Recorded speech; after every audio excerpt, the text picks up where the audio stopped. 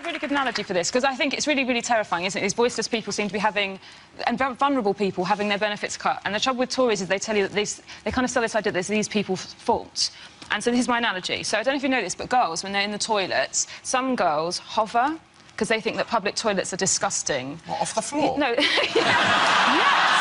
It's amazing. We can do that. Oh, you are amazing! Yeah. But we only do it in secret or you'll love us too much. So the girls hover above the toilet seats and then they wee, and then that means that what they do is they kind of spray a fine mist all over the toilet seat, which means that if you're a trusting person who doesn't think that toilets are disgusting, you just sit down and then you're covered with somebody else's urine and you have to take it off. And actually the point is, if no one ever hovered, everyone could sit on toilets. It would be fine for everyone. It's just like the Tories. You see? It's a hell of an analogy. That is... I think we can all get behind that as a political slogan if nobody ever hovered. I don't know whether I like girls more or less after that. I'm just glad that I'm not the only one who hovers.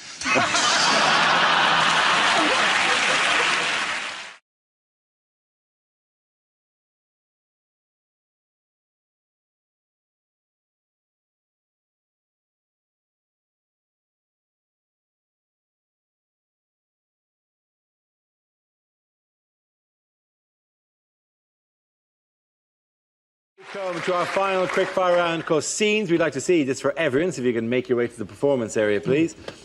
I caught ideas for scenarios we'd love to see, and performers came with their suggestions. OK, here we go. The first subject is rejected questions from this year's exams. What colour does a Smurf go when we choke it? Translate the following into German. 2 World Wars and 1 World Cup. Doodah, doodah.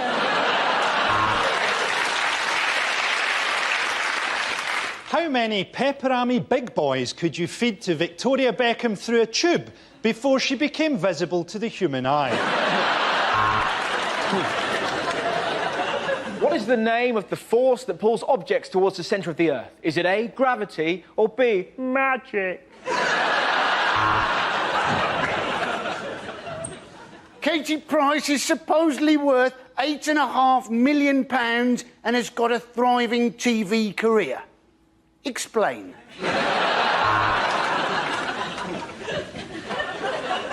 If George Michael leaves at 8 o'clock for a 5-mile drive, when does he crash? There are 6 lines of equal length. How long will Kerry Katona be in the bathroom?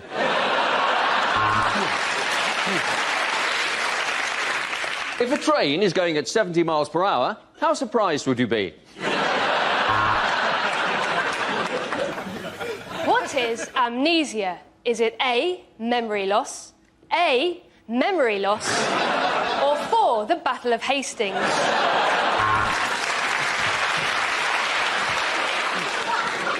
If Sally buys 3 oranges and 2 apples, how far south of Scotland is she?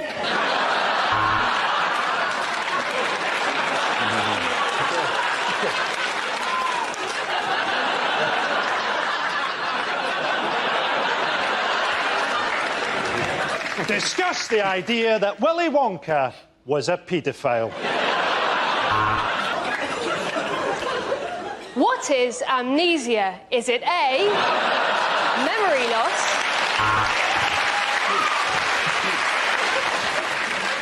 Draw a diagram of the male genitalia. Please use the tracing paper provided.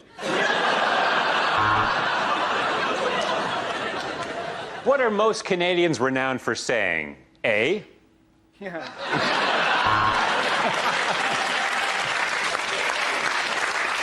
English. Is standards declining? Hitler, Pol Pot, Genghis Khan. Shag, marry or kill? There's a wedding where Jane invites 20 guests and her partner Helen invites 40 guests. How angry is God? The next topic is unlikely things to hear on a TV business show. Well, the footsie has had its best day since March. It went shopping, had lunch with friends and took in a show before shagging a complete stranger it met in a bar. Our invention lets you know whether or not a girl fancies you. We call it beer. OK, Dragons, I've developed a system that lets you get your own seat on the bus, and it involves talking slightly too loudly, then pissing yourself. This morning, I'm asking for £500,000. And with that, I will buy 500,000 lottery tickets.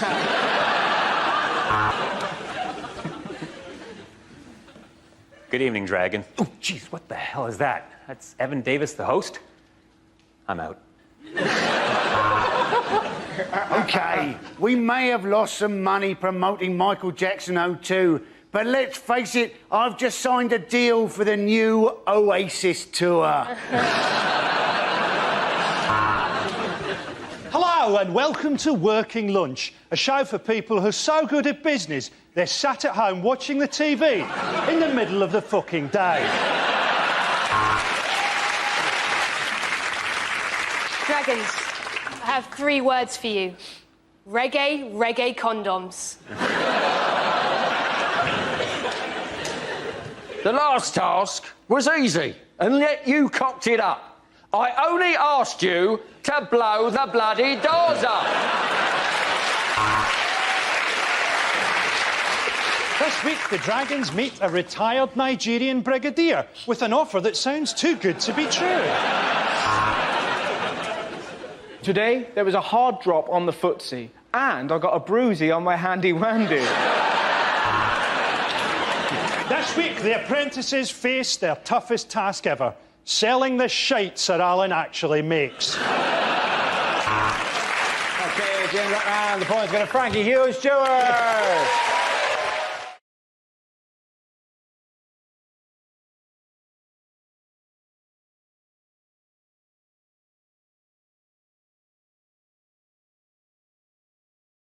The first subject is unlikely things to hear on a news programme. As I report from my 6th day here in war-torn Syria, I think the lesson learned is that I should never have called my producer a wanker. According to statistics, the French economy is now the weakest growing of all the economies in Europe.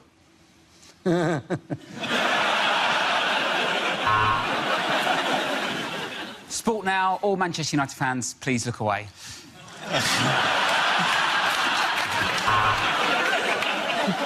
You've reached Al Jazeera News, which means you're only 20 channels away from actually finding porn. Here, you'll never guess who's dead.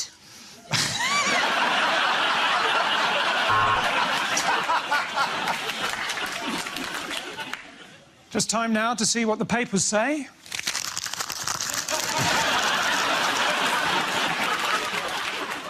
We will now attempt to talk to the survivors of the cliff fall. You all right, mate?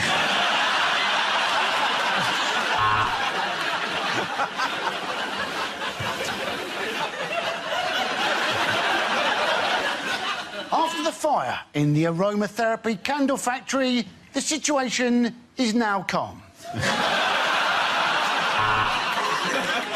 And now over to our foreign correspondent.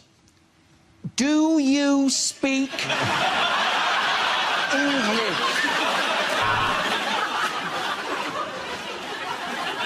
Now it's time for the news near you. Hello!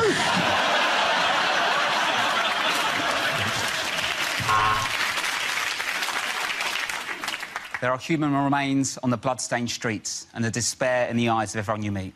Rob Beckett for BBC News, Magaluf.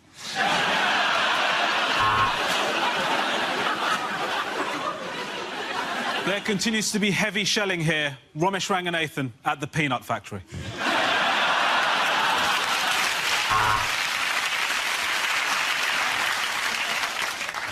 Now it's over to our toys and games correspondent, Natasha Kaplunksky.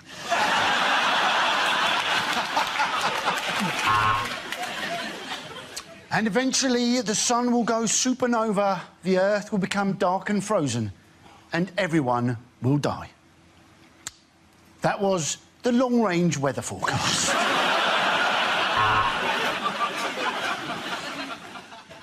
To my right, in my peripheral vision, Andy Parsons is showing us his penis. More on that as it unfolds.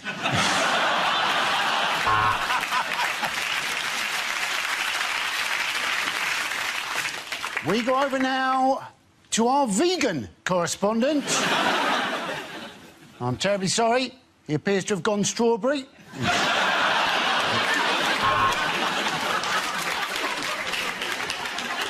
And David Cameron has delivered on all his promises to the Scottish people.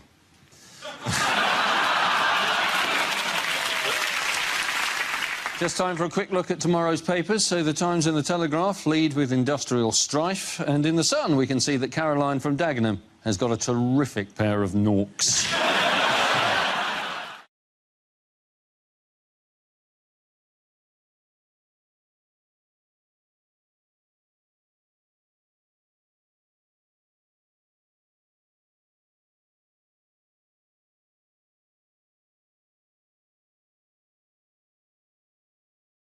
Here we go. The first subject is things you didn't hear at the Queen's Jubilee. And look at that, a sea of red, white and blue as thousands of hyperactive children vomit up the icing from the Jubilee. You can't help thinking that nationalism may have gone a little too far. The flotilla is now anchored off France, ready to invade Calais. And we hear recently that the Queen's dogs have done a complete overhaul of the palace plumbing system. Mercifully, they're corgi registered.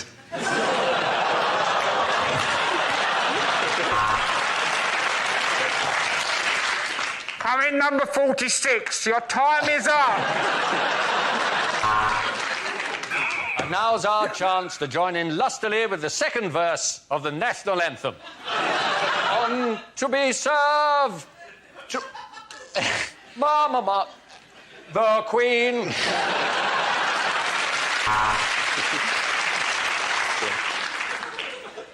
Yes, Doc. So if I say I've got a bladder infection, will it work? Oh, excellent. I can't stand Gabby Barlow. Harry, when I told you to put on your uniform, I didn't mean that one. And it's amazing to think, isn't it? She is 86 years old. Please give it up one more time. Annie Lennox. And this is a real Jubilee mug. A man who's paid £25 for a Jubilee mug. Awful scenes before the concert as a rather embarrassing fat man has jumped onto the stage. He's pulling faces and mouthing to Robbie Williams records. Oh.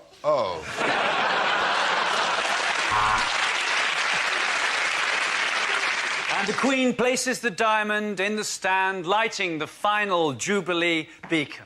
Now she enters the Crystal Dome and tries to collect as many golden coupons as she can.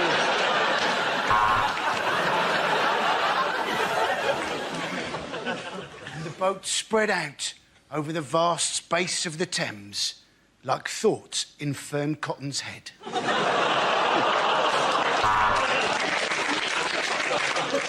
Oh, there she is, Her Majesty the Queen. Where else could you see an 86-year-old standing for hours just waiting to be seen? Well, any NHS hospital. OK.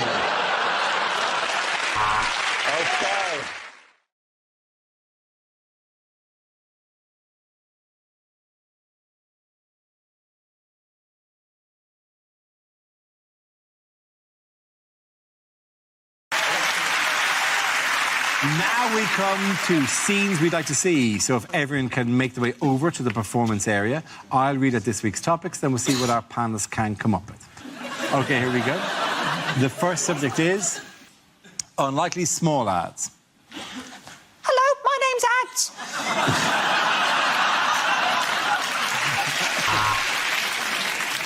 For sale, 1 tent. Please contact the BBC.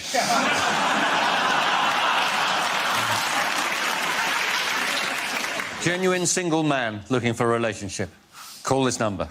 If my wife answers, hang up.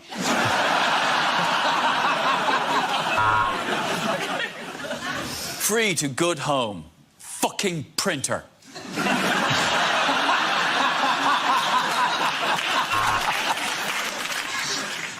Phone to hear my talk about how I became obese. 888-8888. Rubbish collection services. Yep, we are genuinely shit at it. I saw you on the tube.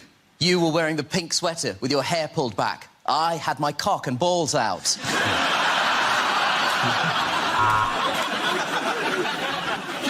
Do you want a hard-working plumber for a reasonable rate?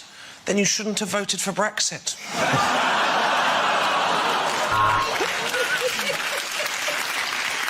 Learn English on Owner Home. Good examplings, quick books, disbelievable price. You buy?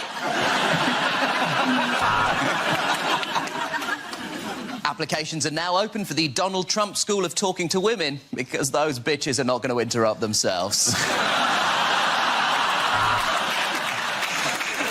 Wanted, the internet, as I seem to be the only person in the whole bloody world still using the small ads. Have you lost a ginger cat? Check the top of Donald Trump's head. Phone to hear my talk about my reaction to eating a South African bishop. 000-00822.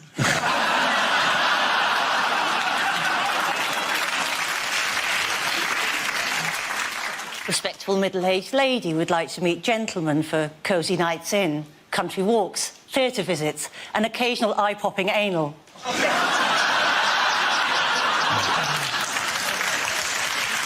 OK. The next topic is things you wouldn't hear on a TV cookery show. Hi, I'm Nigella Lawson, and before I bake any cake, I like to chop my flour into lines.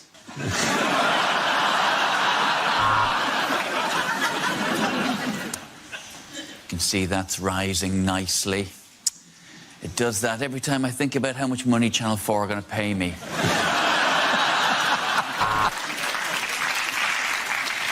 Hello and welcome to Can't Cook, Won't Cook. Today we won't be making anything. Goodbye. Coming up next on Saturday Kitchen, whatever we want, because we know you're too hungover to change the channel.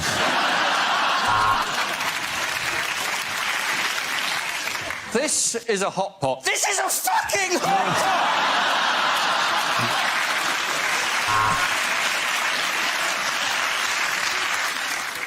So, if you want to bone a chicken, what you need to do, take it on a couple of dates, and then invite it back, put on some romantic music, and let nature take its course. There is a bit of a problem on this week's food and drink. I've finished all of it.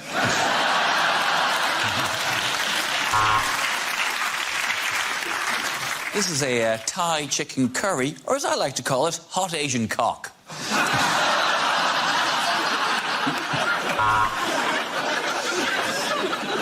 OK, Sam, let's see what you've brought in your bag of ingredients. It is a pint of wine and a large Malteser. Right, welcome to Southern Cooking for Northerners. First up, quinoa. What is it and why it can fuck off?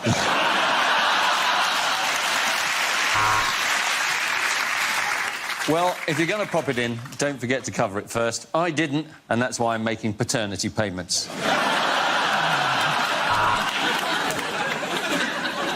Hello, I'm Greg Wallace, and this series of MasterChef, we won't be using plates. We'll just be eating off my shiny, shiny head.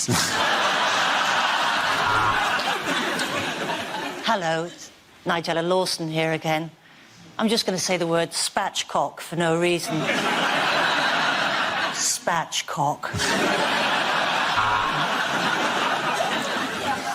Anyone can make this. You can't, Beatrice.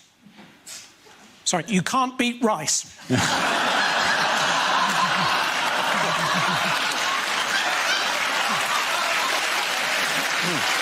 Let's just all go home. Yeah, let's just go home.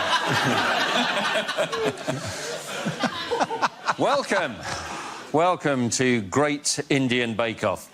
I'm Paul Bollywood.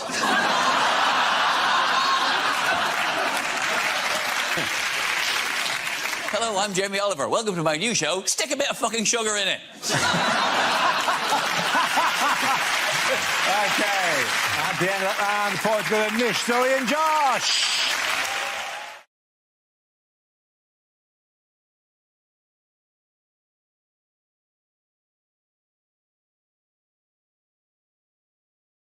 The first subject is unlikely things to hear on a consumer programme. Dear Anne, the other day I was changing my baby's nappy and he weed right in my face. Does this mean I can make a PPI claim? Well, the toilet wasn't connected and there was no water coming out of the taps, and that's the last time I have a poo in the showroom at B&Q. An important recall announcement now, as it transpires a large shipment of party poppers was mistakenly packaged as tampons.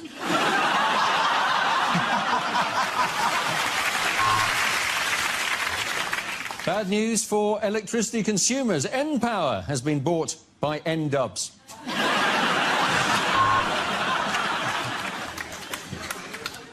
Critics say Botox is too expensive, but we spoke to 50 people who just paid for the treatment and none of them looked surprised. Mr. Jones got a nasty rash from his new blanket. Good job he kept the receipt. Unfortunately, it doesn't cover as much as his body. It's not half as warm.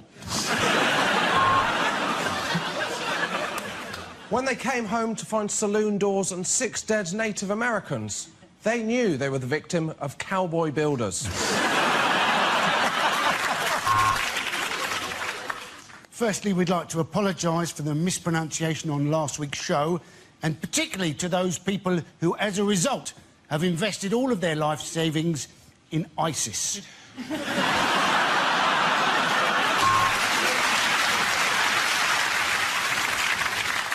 The house was haunted, and when he refused to pay the £200 for the exorcism, it was repossessed.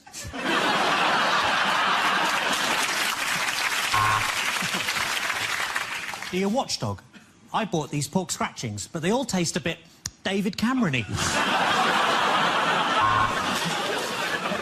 The kids were left shocked, frightened and in tears. So our advice, if you're hiring a face painter, don't book a surrealist.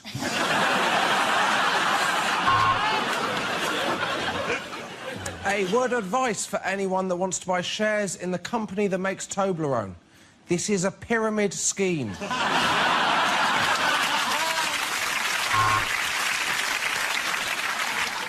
If you've been tempted to go abroad for cheap boob jobs, you might reconsider after hearing about Sally, who came back from Thailand and discovered her implants had been filled with helium and now they've gone tits up.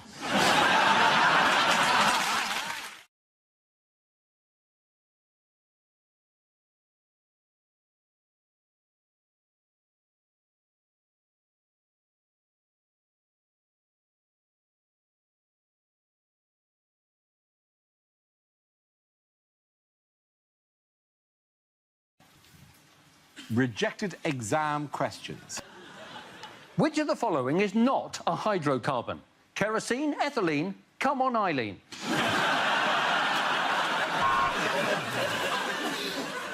Welcome to your French exam. It's exactly the same as your English exam, but with tongues. Postgraduate sociology. Your degree is good for driving a cab.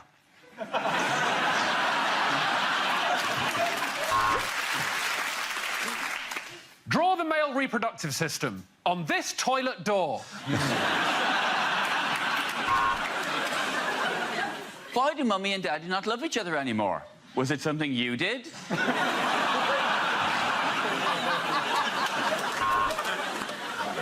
Eton College A-Levels, question 1. Is this the question your teacher showed you last week? If Theresa has 330 seats in the Parliament and then she loses 13, how does she still have a job?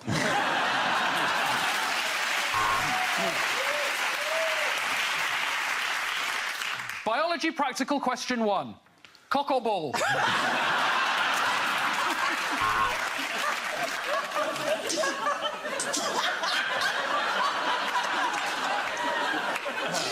Psychology, question 1. How are you going to feel if you can't even answer this one?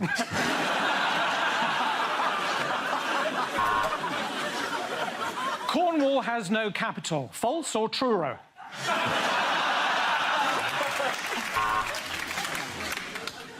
Identify this novel from the following quote. Welcome to Jurassic Park.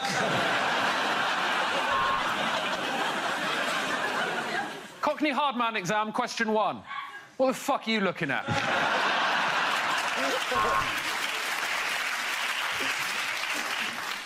Theology. Is there a God? You'd better hope so. Look at this next question.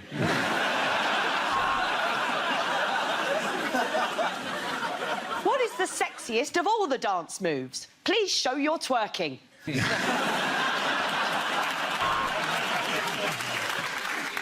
Nuclear physics A-level. Mark on a map where Guam used to be.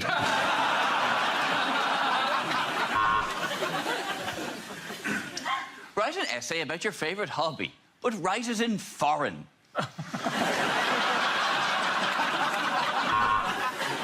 Who predicted the first fridge? Was it A, Nostradamus, B, Prepostradamus, or C, Defrostradamus?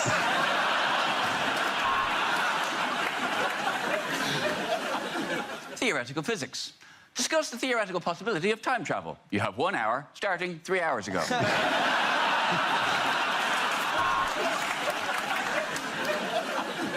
Advanced bullying question 1. Dickhead says what?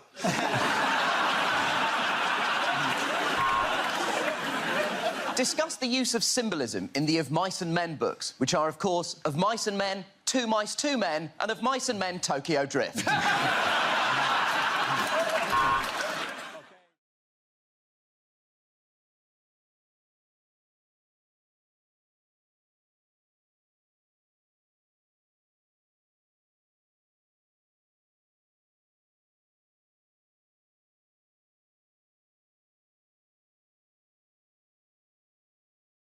We start with a round call. If this is the answer, what is the question? On the board are 6 categories. Tiff, which category would you like? I'll go for home news. OK, home news is the category. The answer is 1/3. What is the question? Is it how much of a bottle of vodka I'd have to drink before I found Lewis Hamilton even vaguely interesting? Is it how many of this week's news stories lend themselves to comedy? It's been that kind of 3 weeks, really, hasn't it, Andy? Yes. Is it how much of Greece can you buy for £1?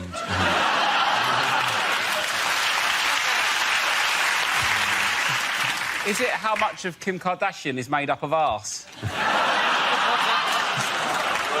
Is it, of all of the children that I taught maths to, which proportion of them genuinely had a future? Is it what emoticon would I use to tell someone that I've wrapped a rubber band around my scrotum?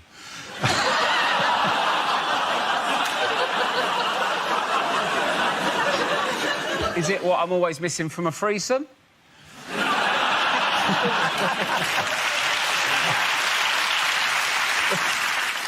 Is it FIFA's target survival rate for stadium workers at the World Cup?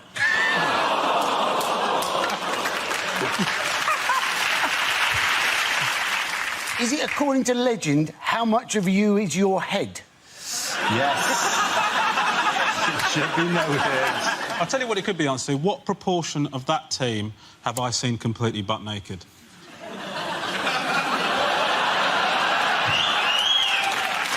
Yeah. Can we? Has anyone got any answers to a question? I feel I answered to ask for 10 minutes. Is it how many of the words spoken by Kanye West are about Kanye West? Is it? The way you pronounce Kanye West is incredible. Well, yeah. It's like you're asking somebody if they're able to West. Like...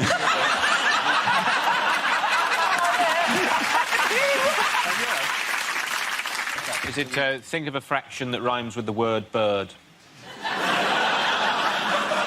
Think of a fraction that rhymes with the word herd? No. Is it think of a fraction that rhymes with the word interred? No. Is it think of a fraction that sounds funny if you say it with an Irish accent? Yeah, that's exactly what I was waiting for you to do. Yes. Think of a fraction that I say is 1/3. What a funny country. Isn't it?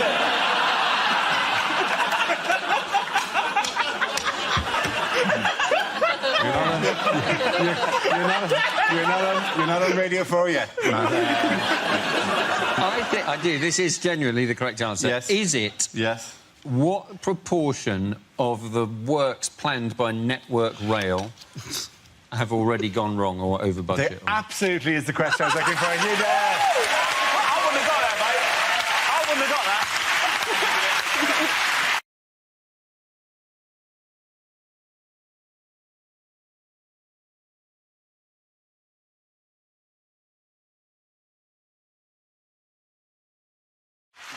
We start with a round call. If this is the answer, what is the question? On the board are 6 categories. Nish, which category would you like? I'll go for politics, Dara, because I'm a clever boy. You got Swash. OK.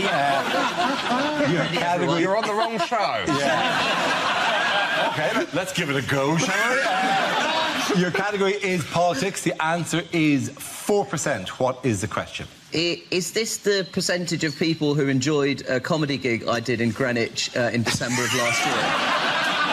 We've all had those shows. Yeah, I was at that, and that was not 4%. I didn't see it, but is it? What are the chances of Johnny Depp appearing on the next series of Mr. and Mrs? Is it how much of the old Top Gear audience has Chris Evans held on to? Including those in? Is it by 2017, what proportion of celebrities will still be alive? I know. Ooh, we're not the one killing them. Is it the amount of hair that Donald Trump has managed to spread across his entire head?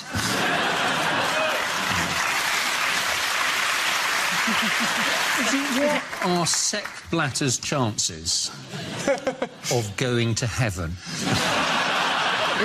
Is it, despite claiming it's my favourite book, how much have I read of Nelson Mandela's Long Walk to Freedom? Nothing against Nelson Mandela, but he kind of gave away the ending in the title. It's kind of... You're left in no doubt during the long Robben Island bits. You think it should have been called Locked Up? Question mark. Simple. Or Long Walk to Freedom. Is it How Deep Is Your Love? That's not deep enough, is it? By the way, just no, just speaking for all the ladies, 4% is not deep enough. Julie Melbourne. Do you know what? I've never learned anything from this show, but there's a first time for anything, isn't there? Is it what was the turnout at the annual conference of the Apathy Society? That's always tricky. They were reportedly very happy. I like the fact that round of applause was really half-assed as well. Is it how much of my foot could I fit into one of Josh Widdicombe's little shoes? We can do it, man! A size 9. Ladies. With 9? Yeah, children, so I don't have to pay VAT on my shoes. I'll have you know those are the exact plimsolls that Nelson Mandela wore on his long walk. Does anyone have the correct answer Yes. for why? Yes. How much of my Sunday paper wasn't about Muhammad Ali?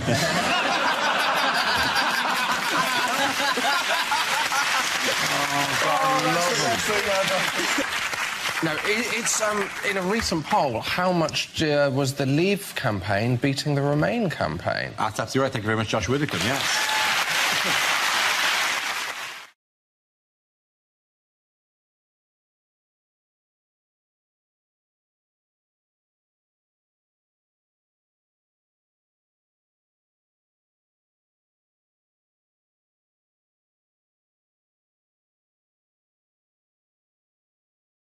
I preferred French over chemistry because the chemistry teacher and I just didn't have any,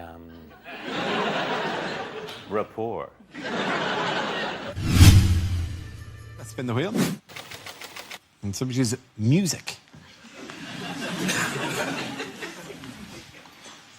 We don't know much about Galileo. He was a poor boy from a poor family. I live in a Grade 2 listed building, which of course means that everyone in it has to be quite good at the piano.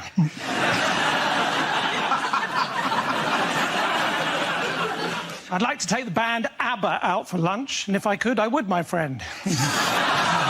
Fernando's. OK, that leaves us with Gary. Let's see what you've been left with. Let's spin the wheel. OK, the topic is health. Where you go? I'm a lot sportier than I might look. In fact, I picked up a little niggle at the gym the other day. I mean, he pronounces it Nigel. I had a very stressful journey getting here today. All the way, this lorry driver was right up my arse. But it was nice of him to give me a lift.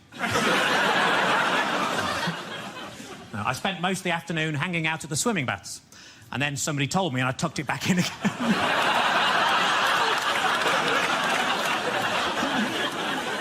I put on a lot of weight recently, so I rang up Weight Watchers. I said, it's an emergency. Can you send somebody round? And they said, yes, we can. We got loads of those.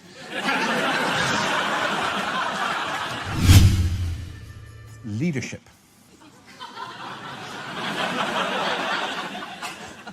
Leadership looks fun, but it's stressful. Just look at anyone leading a conga. On the outside, it looks brilliant, having a great time all the time. Just...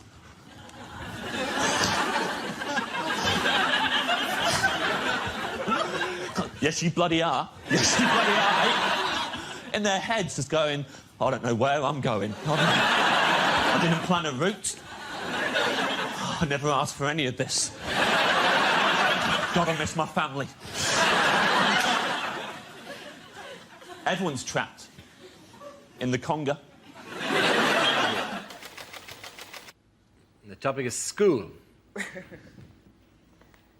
You are looking at a very proud Canadian who's very proud of the education system in Canada. No, I was horrible in school. I failed math so many times I can't even count. I preferred French over chemistry because the chemistry teacher and I just didn't have any, rapport. One teacher said I'd be a better student if I spent less time flirting. I immediately jumped off his lap. One teacher used to always say I wasn't very observant, but you know what? That was his or her opinion.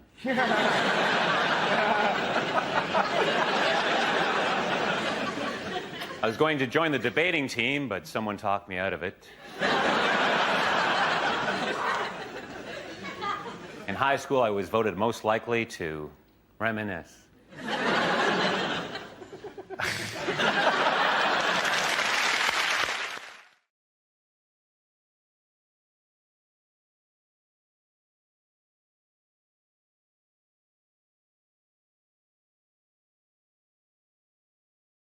Here we go. Let's spin the wheel.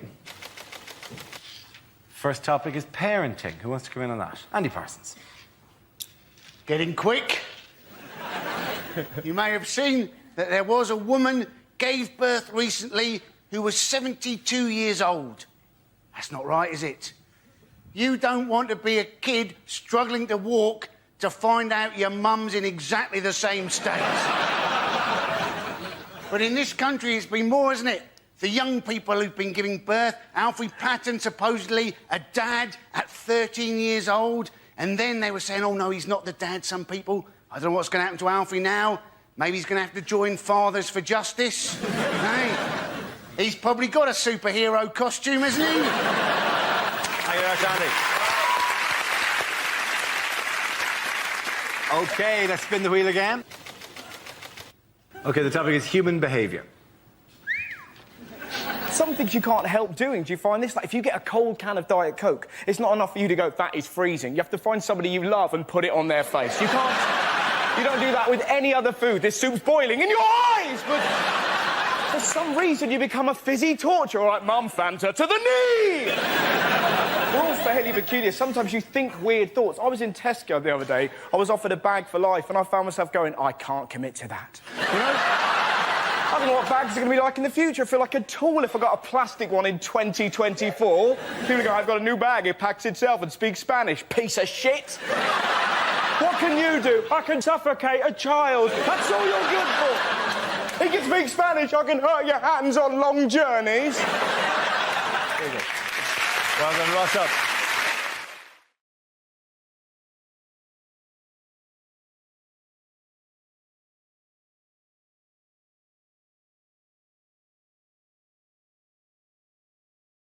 In other news, who is a big hit with Japanese women? Japanese men. No, actually, surprisingly. Is it the gorilla that's really fit? There's a gorilla. Yes, it is. There's a fit gorilla.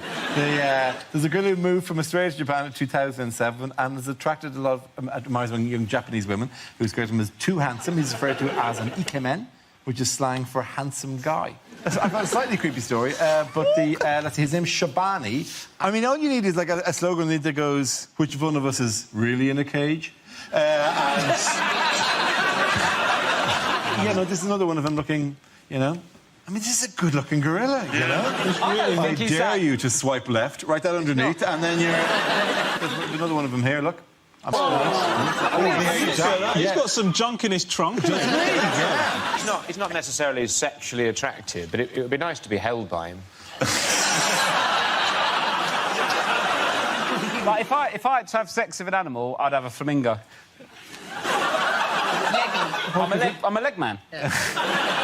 You particularly like when one leg is like up underneath the... Yeah, it's a bit saucy, isn't it? Yeah, it's like, oh, come and see what my other leg is. Put one leg up. I know where your leg is, don't you worry about that. Marshy. Yeah. Wet. You ain't got one leg, you slag. Can I just say we're totally objectifying this gorilla, and I'm loving it. It's like he's about to go, yes, Sigourney Weaver was wonderful to work with, yeah. Part of my craft is I'm the weaver of stories, I'm the teller of tales. Kim and Paul's going to Rob, Tiff and Andy!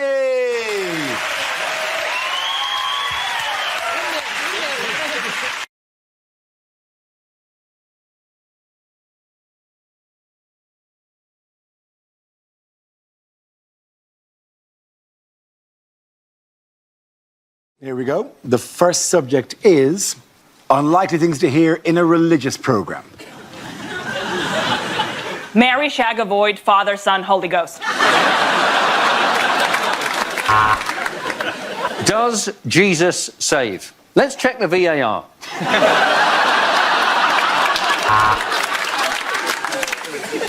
If you'd like to make a donation, please use the church's own online payment system, PayPal. And Jesus was born in a manger, surrounded by sandwiches and cappuccinos, for this was a Pret a Manger.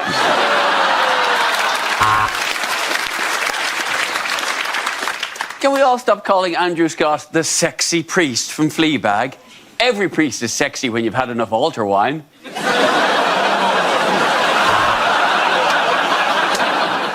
So, if you want to hire an outfit for a marriage in a mosque, come here. Mosque Bros.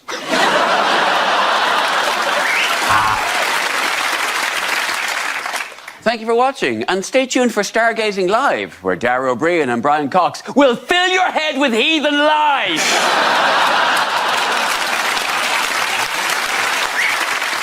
And there's the priest wearing a special new dog collar for the event. Welcome to Fetish Week on Songs of Praise. Welcome to the show in which a man wearing a turban will help you when you can't get through the chain barriers. This is Seek Assistance.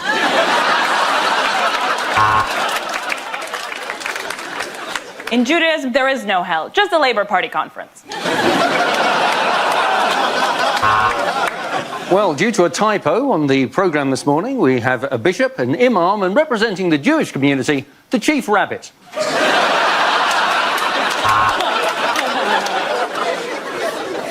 Thank you for watching Songs of Praise, and remember, when you go to heaven, I'm surely fine when God says, but you didn't go to church, and you said, no, but I did watch it on the telly.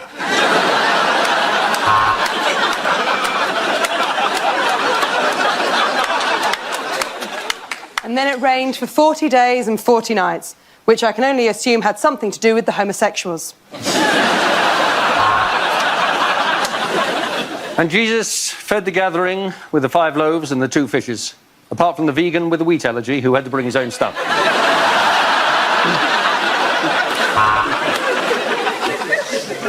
This is St. Paul's Cathedral, which, because of a no-deal Brexit, is now a Wetherspoons. And God said, let there be light, and there was light. And then he created Eve, but he didn't fancy her, so he switched off his light, because no likey, no lighty.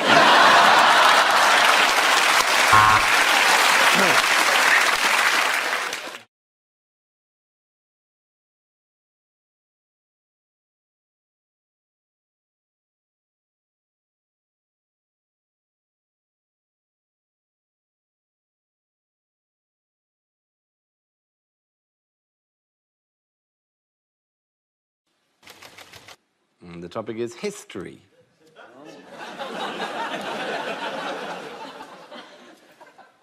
Some things in history are good, some things are bad, some things are good, and then they get bad, like my great-great-great-uncle was bored in the trenches during the war, so he invented the high-vis jacket.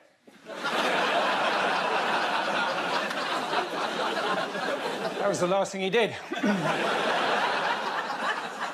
People don't really understand evolution, do they? I was talking to an Australian the other day, and he thought that he came from Darwin.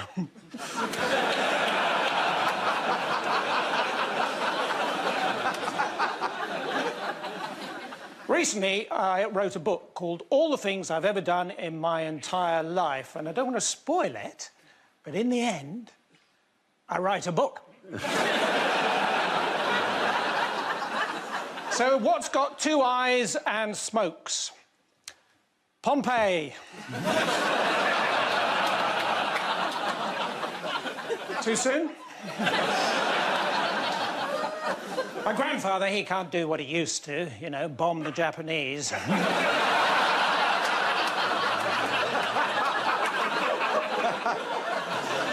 And it turns out you can't actually keep an artefact that you find with a metal detector if it's already in the British Museum. Thank you very much. Doing that round. The postcode is ever.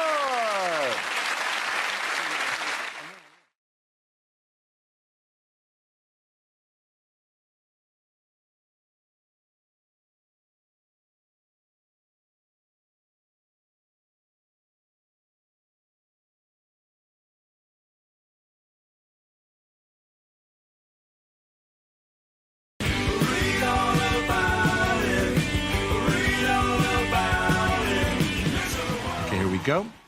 Let's have a look at the first topic. First topic is health. I had to have my penis looked at. By a doctor. I didn't just wake up one morning and go, oh, more people should be looking at this, quite frankly. I used to spend an hour a day at my bedroom window with it pressed up against the glass. It was a scary experience having to go to the doctors. I thought I should build up the courage to get down there and have it looked at. Well, I went in there, my courage flew out the window like a little bird. Because as soon as I went in there, I found out that the doctor who I had an appointment with was a lady doctor. Now, I obviously don't have a problem with ladies being doctors. In fact, give them the vote, that's what I say. But there is a worry if there's a lady poking round down there. In that context, what if your nethers decide, ooh, think it's time to go to work? Luckily, then, I remembered I'm not an Alsatian whose lipstick pops out at the slightest whiff of undercarriage. I needn't have worried because she was a good doctor, she was a great doctor. She put me at ease straight away using one word. This is what she said. She said, OK, Mr Gamble, just go behind that curtain there and pop it out for me. There's the word pop. Now, pop is a lovely word. As soon as I heard that word, I knew everything was going to be fine, because she was not expecting anything big in that area at all. Because the word pop is reserved for very small things. No one has ever said, come in, help me, pop the elephant in the van, have they? So I was relaxed. Better than me going in there and her saying, OK, just heave yourself out your trousers for me. Just haul yourself out the front of your trews. Just swing yourself over in my direction. Maybe I can bring out this Shire horse and he can drag your junk over towards... my workstation. Or open this corner cupboard and bring out a team of pantomime dwarves who can shoulder your meat and waddle it over towards me, like pallbearers at a weird circus cock funeral. Thank you. Good job. OK, that leaves us with Rob. Let's see what we've been left with for a topic. Let's spin the wheel. And the topic is growing up. Yeah, I've had a big year. I've been growing up, got married. And I live with her as well. We're doing I like it, it's exciting. She's pretty happy about the marriage, though. She's got a passport now, so... But it's weird, though, like, when you're getting, like, you grow up and you get, like, your friends all getting couples and stuff like that, they always go, like, why don't we do Come Dine With Me? No. If we're going to do a television programme, let's do Total Wipeout. It's much more fun, isn't it? I don't want to just cook more. And it's weird, though, because my mum did different things when she was growing up. She used to do Tupperware parties, and these don't exist. This is where groups of grown women used to buy and sell lumps of plastic. Like, what kind of nighting's that? And, like, the only thing that ever got bought at a Tupperware party was a big bowl, going to be used for salads in the summer, just turned into the house sick bowl. Everyone's got one of these horrible bowls in their house. It's a bowl you keep in your house that every member of your family's been sick in at least once. What kind of life's that for the bowl? He's at the Tupperware party, I'm a big bowl, going to see some salads in my time. No, mate, sick forever. The thing is, as well, like, I used to come home from the pub, not even going to be sick, just a bit pissed, and Mum goes, get in the sick bowl, you need the sick bowl. I don't need the sick bowl, Mum, but I get the bowl, I look in it, get flashbacks, I'm sick everywhere. There's been 3 generations of sick in that bowl. It's the closest thing we've got to an heirloom.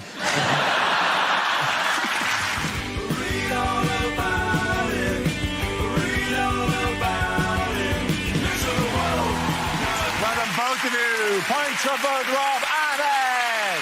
Come on back.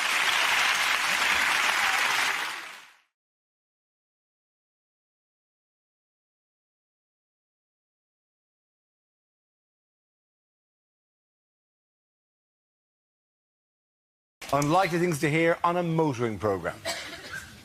Listen to that deep, throaty roar of the man I've just run over.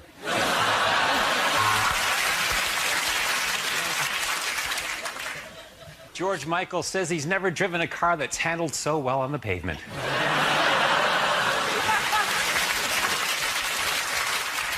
Now, I would describe this car as being very nippy, but apparently I'm not allowed to say that. I have to say it's made in Japan.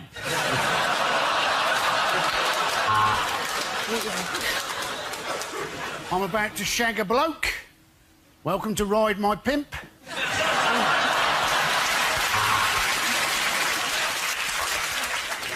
Women everywhere have come together to announce their favourite car. It's the red one. This car has a fail-safe anti-theft device. It's a Vauxhall Corsa.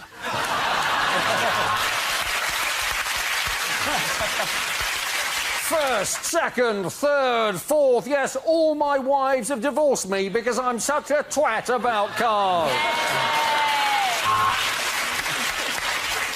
It's just a car, innit? It gives a shit.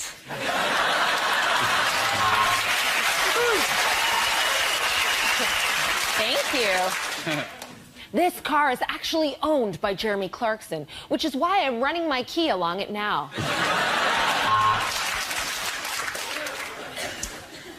My first impression is that the dashboard layout is actually quite unorthodox and very minimalist. There doesn't seem to be a steering... actually, I'm sitting in the back.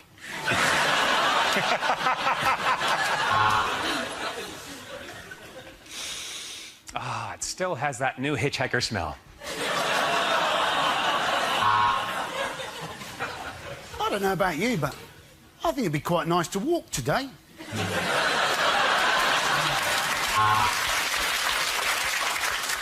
These sounds have been surprisingly low for the new Renault Bel End. This car has been modified for the American market. It's got 6 cup holders, a sandwich stand and a small rotisserie attached to the dashboard. This week on Top Gear, we're going to be talking about some penises. Cars! We're talking about cars! Cars! Oh, cars! This car's personalised management system remembers who you are and how you drive. This morning it locked me out and told me to fuck off. Well done. Again, that's point to the end. Catherine and Andy.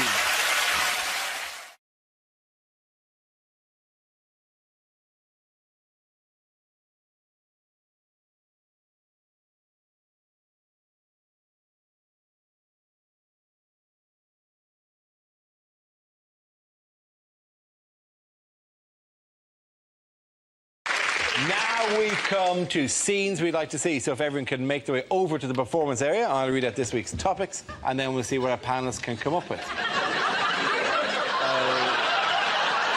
OK, here we go. The first subject is rejected questions from this year's exams. If sine A over A equals sine B over B equals sine C over C, what are the chances that you're ever going to use this in your sodding adult life?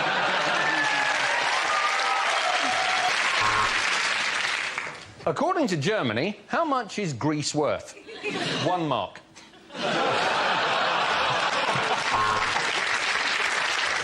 Exam board of Zaragoza. Paint Jesus. Jonathan is a Nigerian prince. What are your credit card details? 3 girls in this hall are pregnant. Who's the daddy?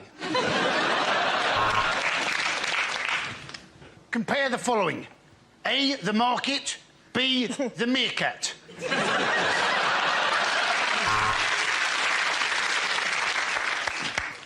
Heat the crystals until they produce a vapour. Inhale. The exam seems easier now, doesn't it?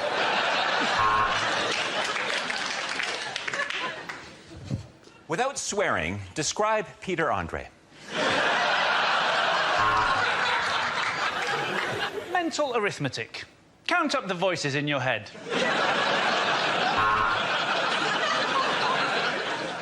Using the paper provided, roll a joint and pass it round.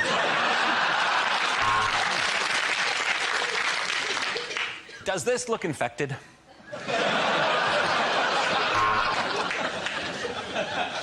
In the recent Olympics, Great Britain won 3 times as many gold medals as Australia. That's not a question, just a statement.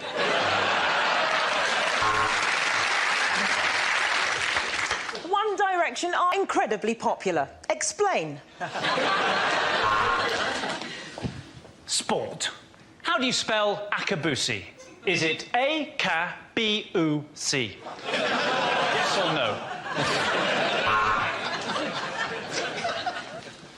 If Steve eats 2 apples, an orange and a banana, why is he such a fat fucker?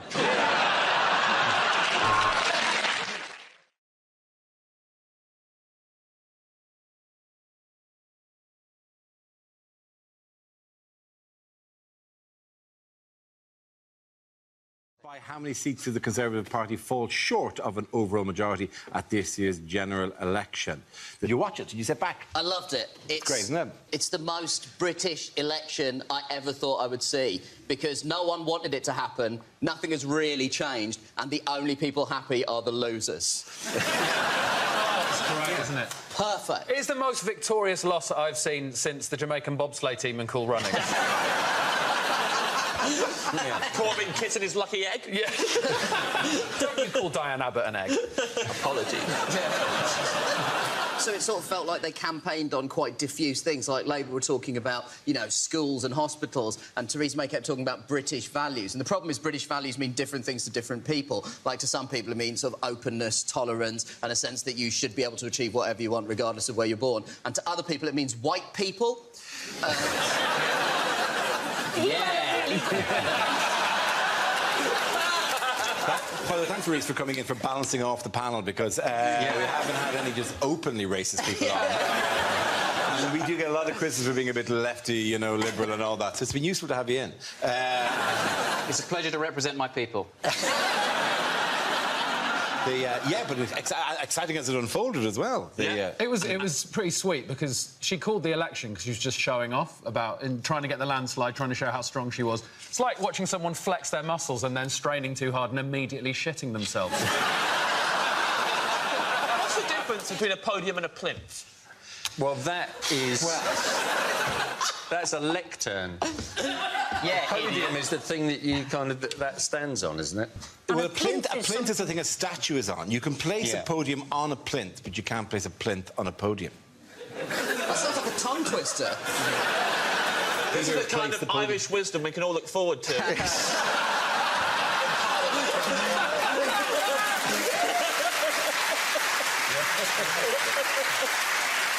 Which neatly brings us to the Democratic Unionist Party, who are the new power brokers. Let me just reassure you that you may be enjoying my work, or Graham Norton's work, or Terry Wogan's work. The DUP are not in the whimsical end of Irish. They're not in the gentle comedy of the slightly wry look at life. They're in the chaining up swings on a Sunday so children can't play school of Irish politics. Why didn't you never tell us about them? Because, frankly... It's been 12 years or whatever this show's been going for. And you're just going, you know, all the stuff you normally say, that they won't let me fight the robots and robot wars or whatever. Just give me one round where I can fight the robots with a weapon of my choice. And we'll see who's the winner there. Who's a Lord now, Mr. Killalot. Why have I not told you about the pleasures of the DUP? Because you ain't ready for the DUP. Wait till you meet the people who don't believe in dinosaurs. That is...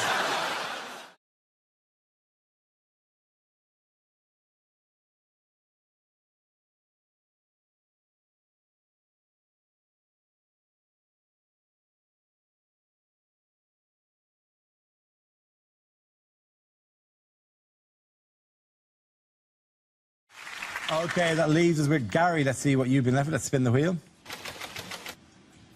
OK, the topic is health. Where you go? I'm a lot sportier than I might look. In fact, I picked up a little niggle at the gym the other day. I mean, he pronounces it Nigel. I had a very stressful journey getting here today. All the way, this lorry driver was right up my arse. But it was nice of him to give me a lift. I spent most of the afternoon hanging out at the swimming baths. And then somebody told me and I tucked it back in again.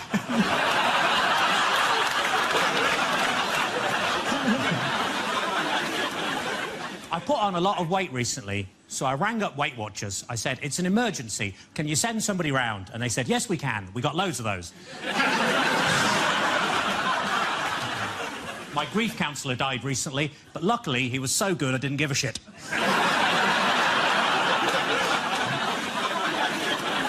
I accidentally kicked the dog earlier and he bit me on the bollocks. My mate said it's karma. I said no. If anything, he's even more angry. I asked the vet, what can I do? I think my dog's racist. He keeps barking at the Asian man next door. And the vet said, muzzle him. I said, I don't know, but he's got a beard. I went round to see my nan. I said, what you been up to? She said, weed in the garden. I said, well, at least you didn't shit in it. I was in the garden with my girlfriend earlier, and we saw the 18-year-old girl next door, all dolled up, ready to go out clubbing, and my girlfriend said, do you know what? At that age, I could really see myself in her. Which was weird, because I was thinking the exact same. Thank you very much. Well done, guys. Point there for David!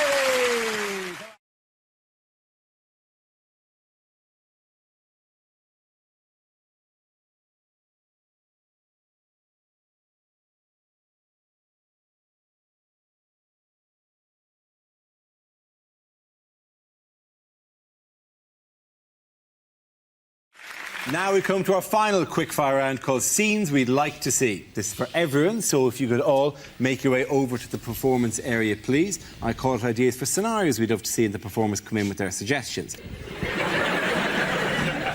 The first subject is rejected first lines for the new Harry Potter book. Harry thought of his magical adventures very differently now that he'd been diagnosed as a schizophrenic.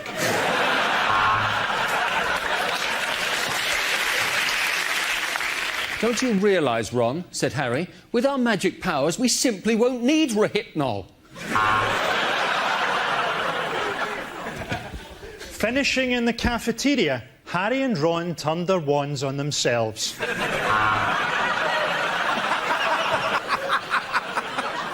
It's not as good as that one. I am Lord Voldemort, and I am an alcoholic. Grease the goat! Grease the goat! Grease the goat!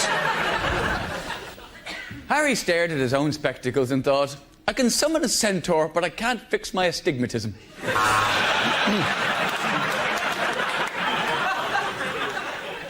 I have earned more money than the Queen. I can't be arsed.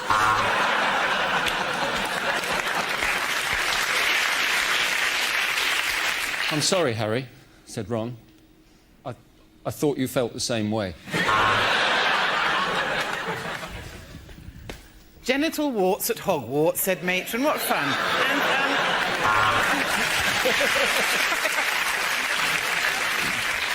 Harry wrapped the elastic round his arm and tapped the crook of his elbow, trying to get his vein up. Come on, you bastard, he said. Something about the spell must have gone wrong, because one of Harry's testicles had turned into a scorpion. It was October, and the beginning of Harry's 5th term at Feltham Young Offenders Institute. Show us where Dumbledore touched you, said the judge. Show us on the doll. The next topic is unhelpful things to say in a crisis. I know. Why don't we get the UN involved?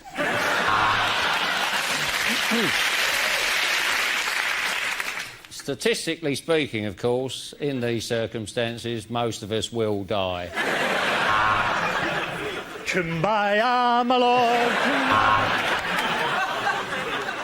I think this 14th century text adequately sums up what I want to say. I know you're a hijacker, but I ordered a vegetarian meal. I know this is probably the wrong time, but I've got an erection.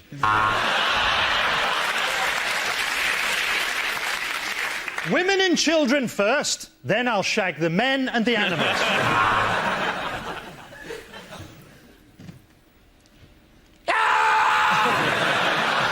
Give them all a round of applause, ladies and gentlemen. At the end of that, we're going to give the points to Frankie, Hugh and Ed.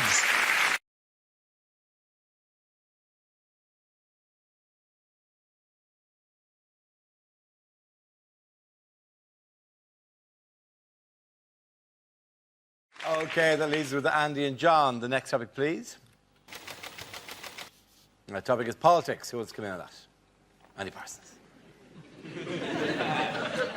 So, we've had the Lib Dems announce their immigration plan. What they like to do is they like to put immigrants into places in Britain which don't, at the moment, have many immigrants. Quite what those parts of Britain will feel about that policy. I grew up for quite a long time in Cornwall, and there they regarded anybody who came from Devon as an immigrant. We had one bloke on our street who was known as the Traveller because he'd once been by train up to London. And we have a new president for Europe, a man by the name of Herman Van Rompuy. Now, the Sun can't wait to get a headline going on this one. Rumpy Pumpy, Rumpy Numpty, Humpty Rumpy. They'll go for gold if he gets involved in an affair with a one-legged ugly dwarf. Rumpy Pumpy from Rumpy Numpty with Frumpy Stumpy Grumpy. Well done, Andy Parsons. OK, John, let's see what you've been left with. The topic is fitness. I think as a country we all know that we're not as fit as we used to be. We still sell a lot of sports clothing though. I'm from Liverpool. If you ever go to Liverpool and you look around at the number of people in tracksuits, you'll think you're in an Olympic village. The reality is you've only got to see the size of the tracksuits to know that you're not in an Olympic village. And the problem is when you invest in some sporting clothes, you feel you've got to do something with them. I bought a brand new pair of running shoes, a brand new pair of shoes that I thought I'll have to do something. One of my mates said, why don't you join us? A few of us are doing a 10K race. Never run a 10K before, and when you enter, you've got to put an estimated finish time. I didn't know what to put down. I phoned my mate Sam up. I said, what shall I put down? He said, oh, put 22 minutes. I thought that seems optimistic. I'll put 24 minutes. I sent the form in. I turned up on the day of the 10K race. I turned up with my mates. I was stood there with an orange number. All my mates had blue numbers. The steward came up to me. He said, what are you doing here? I said, well, I was thinking of running the race. He said, no, what are you doing back here with all the blue numbers? I said, why? He said, well, you're an orange number. I said, so what? He said, well, if you're an orange number, that means you're an elite athlete. He took me to the front. It was me and 3 Kenyans. Good man, John.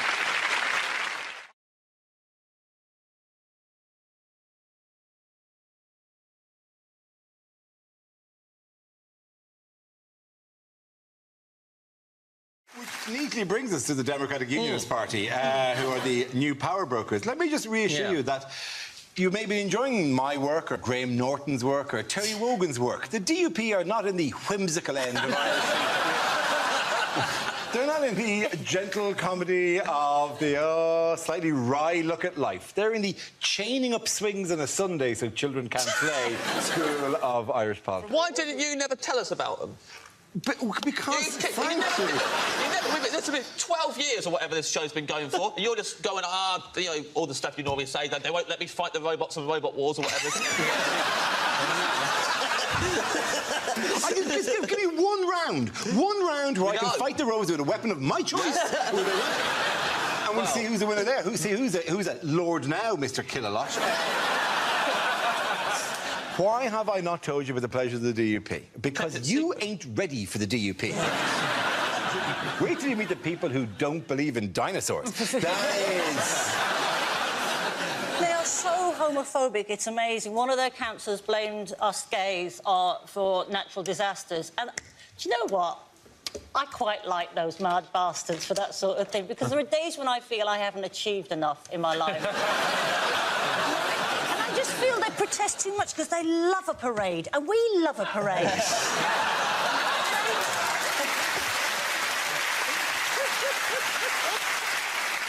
One of them was on the council, and somebody applied to put an Oktoberfest, to hold an Oktoberfest, and he said that's fine, but then tried to ban beer. They're not the party. Oktoberfest without beer is just sausage and lederhosen, and no one wants that. There's sort of constantly been an obsession with sort of what Labour might do, and even after the election there's been an obsession with Labour ministers having to U-turn because they supported Jeremy Corbyn. But surely the, you know, DUP thing is the biggest U-turn of all, to go with the other U-turns on social care and the fact that Theresa May campaigned for Remain and is now pushing for a Brexit so aggressive Pret a Manger is going to have to change his name to Lunch in it.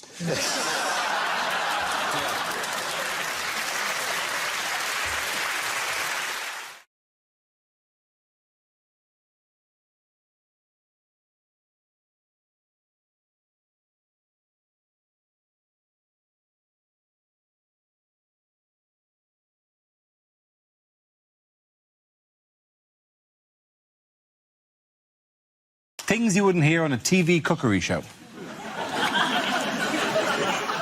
Hi, I'm Nigella Lawson, and before I bake any cake, I like to chop my flour into lines. You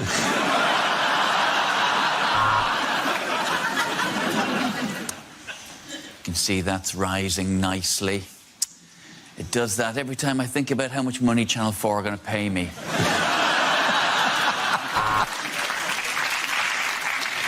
Hello and welcome to Can't Cook, Won't Cook. Today we won't be making anything. Goodbye.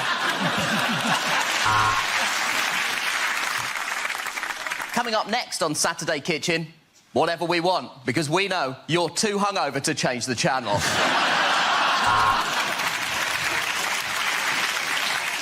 This is a hot pot. This is a fucking hot pot!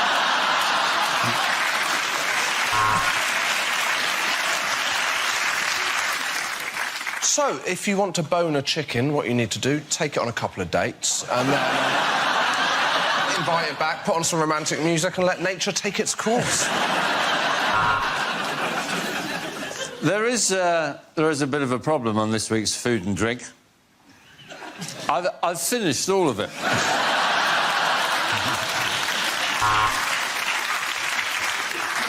This is a Thai chicken curry, or as I like to call it, hot Asian cock.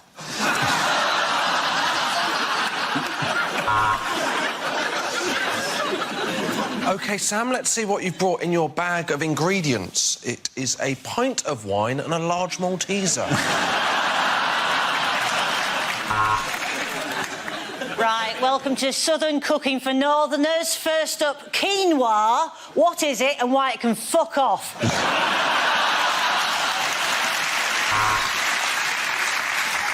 Well, if you're going to pop it in, don't forget to cover it first. I didn't, and that's why I'm making paternity payments. Hello, I'm Greg Wallace, and this series of MasterChef, we won't be using plates. We'll just be eating off my shiny, shiny head. Hello, it's Nigella Lawson here again. I'm just going to say the word spatchcock for no reason. Spatchcock. Anyone can make this.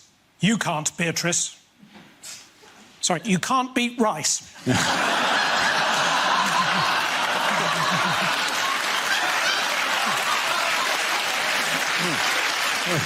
just all go home. Yeah, let's just go home. Welcome. Welcome to Great Indian Bake Off. I'm Paul Bollywood.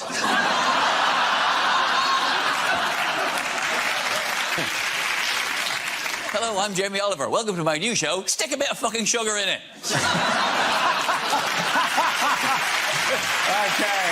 At the end of that round, the points go to Nish, Zoe and Josh.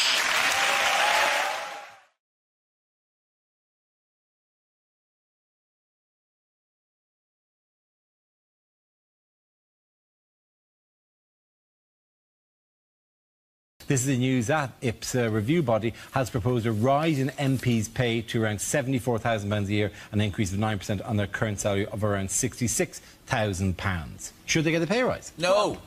Why? Well, because it's easy for me to score points with the audience by saying no. OK. £8 grand's hardly enough to put a secret love child through private school. Well, it's not like football, is it? In football, you have to stop other countries nicking your best players. It's not like other governments trying to nick our politicians, is it? Cameron's going to be out like, I've said no to Spain, they can't have Gove. Do you know what I mean? They're trying to buy him.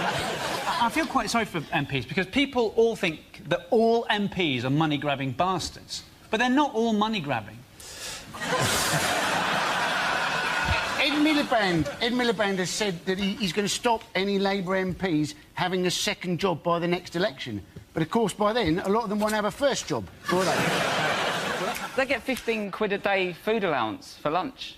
Yes, they do. And that's like free Subway sandwiches. That's free footlongs. That's 36-inch of sandwich. That is too much for anyone. You can wear it as a belt. George Osborne looks like he could take 36 inches.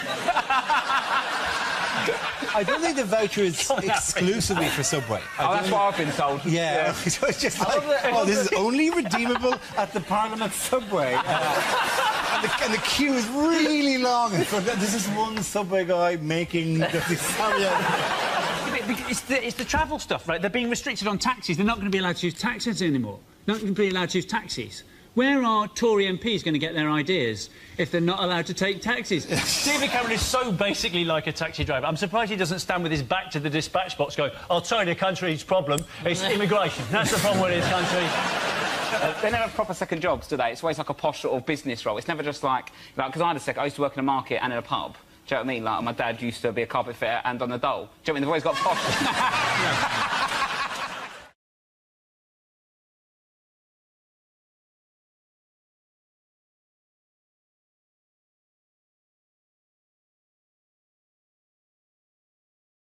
Things you'd never hear a French person say. Of course, it looked hopeless, but we kept fighting.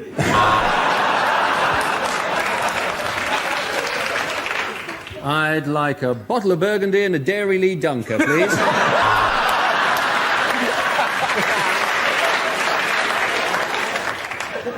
You're English. How nice to meet you. J'aime beaucoup, Monsieur Jeremy Clarkson. I've just bought a wonderful little holiday home in the south of Birmingham.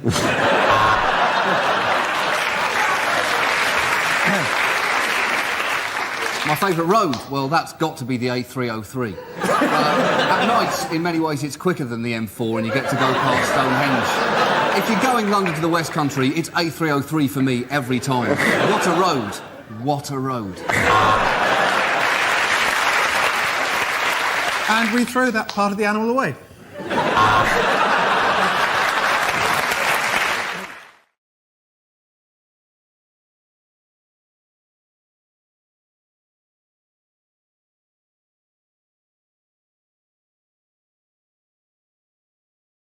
In other news, what can happen to drunk air passengers in the future? They might sober up. Yeah. They're complaining drunks are getting on planes. They make you wait for 2 hours in a pub. That's just a brilliant pub that happens to have good transport links. It is true, though, isn't it? It's the only time you see people sort of 3 o'clock in the morning in an airport pub just going, oh, I'll have a bacon sandwich and 4 pints of Stella. That seems to make sense, doesn't it? We're here. As soon as you take away windows, all responsibility goes, doesn't it? It can be any time I want it to be. Totally agree. I saw a guy, this was out of order, 7 a.m, having a Wagamama's. What the hell are you doing? You're right, you're right. What is going wrong in your life? There's a guy drinking Guinness, looking across, going, he's got problems. It's only a problem on planes, though, isn't it? It's not a problem in airports, is it? And it's only a problem on planes if you get so drunk that you go, right, you, outside, now. But they always say that people get drunk and try to open the doors. Presumably you can't actually open those doors. I don't think someone can just run... The doors, obviously, they can't be open, otherwise we'd all still be on the last plane we got onto. You can't... Yeah, but you can't in a kind of a, hello, you're a very pretty... who says, whoa! That big roundy bun doesn't go from... Whoa! Give me a call!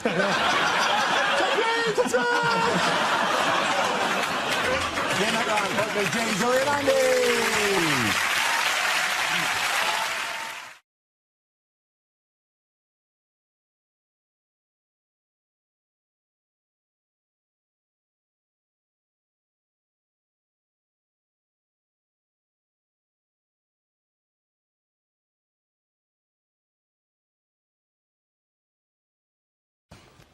Okay, here we go. The first subject is unlikely lines to read in the Bible. The characters in this book are entirely fictitious. And Samson said, Lord, why have you given me all my strength in my hair? And the Lord replied, because you're worth it.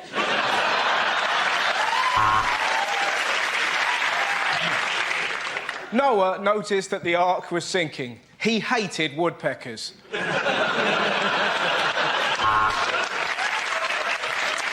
And Mary and Joseph were turned away from the inn, for there was no room. But then a wise man came along, whose name was Lenny of Henry. And there was plenty of room at his inn, for it was a premier inn.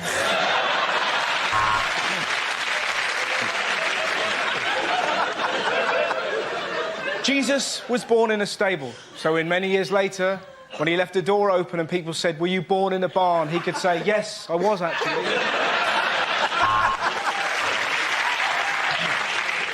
And then a trumpet brought down the walls of Jericho. It was Joshua with his bloody vuvuzela! And Moses arrived with the commandments. Got some bad news for Dave the ox lover. The Last Supper was a disaster. We're never going to Nando's again, lads. In the courtyard, Jesus came across a man who couldn't walk. Brother, he said, have you been involved in an accident?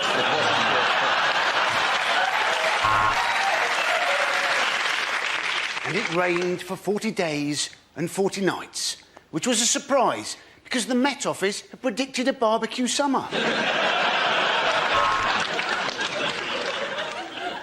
Adam and Eve had two sons who could not work together. Their names were Lampard and Gerrard.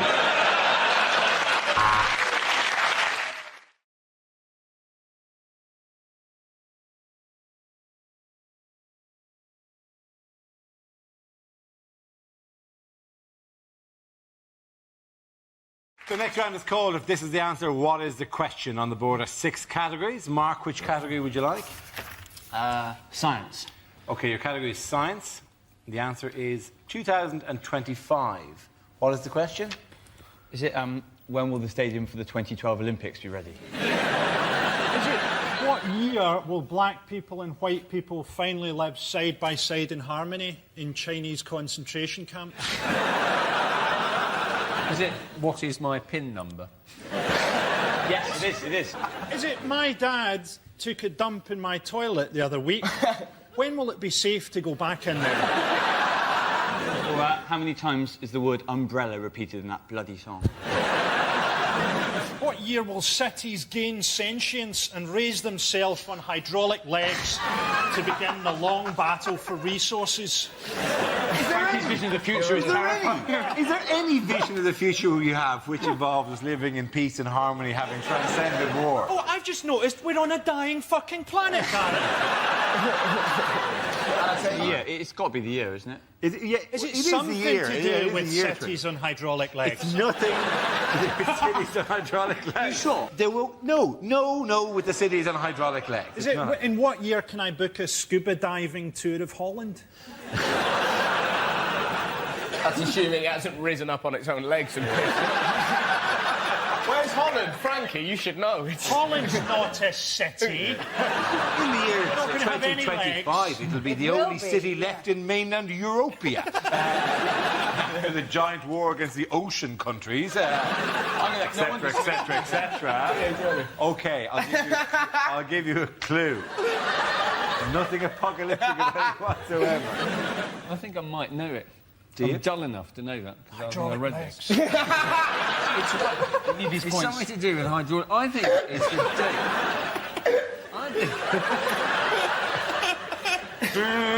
If it's not about hydraulic legs, it'll be very disappointing. Is it not the year? Have the Russians have said something about launching a moon mission, haven't they?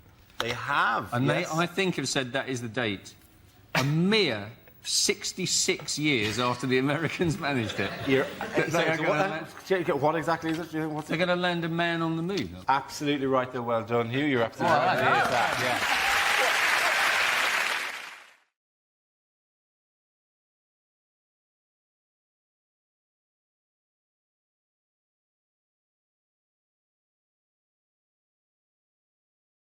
yeah. OK, here we go. The first topic is unlikely small ads. Did you see a hit and run in the Cromwell Road on Tuesday night? Please get in touch, because I'm keen to silence any witnesses. Parents, worried about unruly teenagers ruining your house? You need my book, My House, My Rules, by Joseph Fritzl.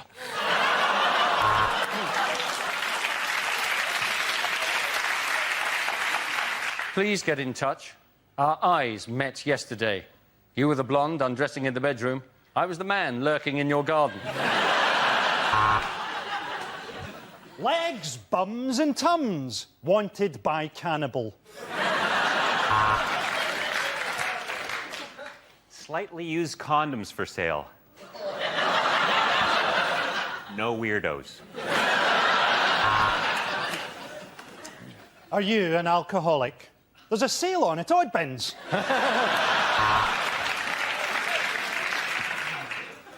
House prices falling, debts rising, feel like you can't quite cope.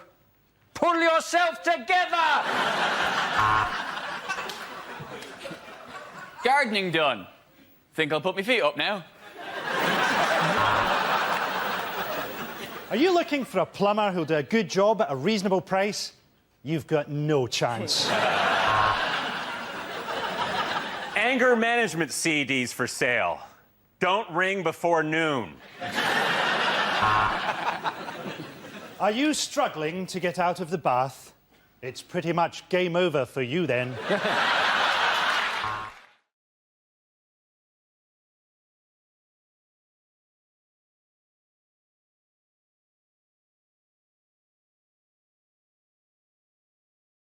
You may not have seen one. It was a story in Ireland in the Evening Herald in Dublin last week. And it's quite a moving story. It's about Alzheimer's disease. Oh. It was, yeah. And the story basically was being a big head may be good for you. Scientists found that large-headed individuals with Alzheimer's have better memory and thinking skills than sufferers with small heads. All of which is quite interesting. You see, the next paragraph I found difficult to take. People with larger than average heads, like comedian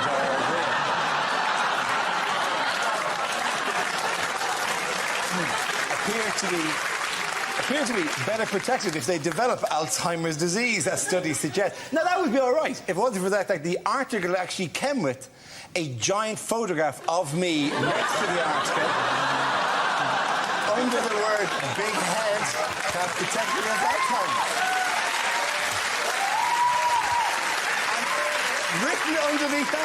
Written underneath that was extra large : report is good news for Dara O'Brien. No, it's not.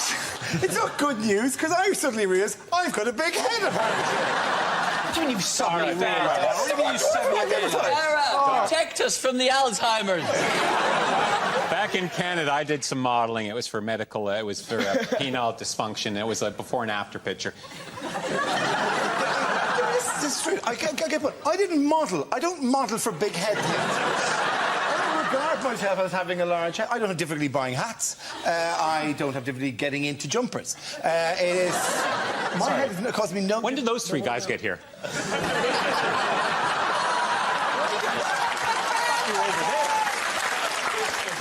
To be fair, a big head doesn't normally cause the owner a problem. It causes the owner's mother a problem. How does she... Have you ever seen Dara? It's smaller than my hips, for God's sake. Your head is smaller than your hips. What kind of shape are you? You're a peanut. Shakira's. Of course my head is smaller than my hips. Dara, but it's... Is your head not smaller than your hips? No! Dara, look at me. Oh, you're weird. Yeah. Look at me. I'm going to take you to a hall of mirrors and show you how you should look. The kid from Mars. See, look at that. It's fine.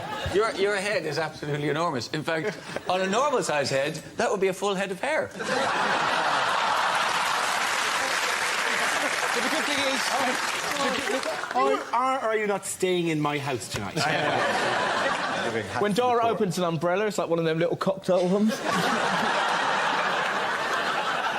To put in context how big it is, Dara, it has its own gravitational field. It's pulled in an entire planet behind it.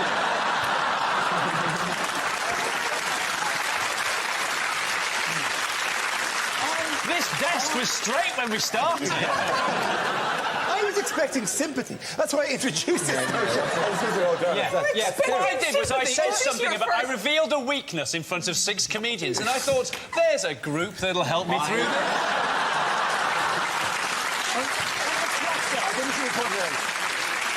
I think of you all as friends. I don't think of you as comedians.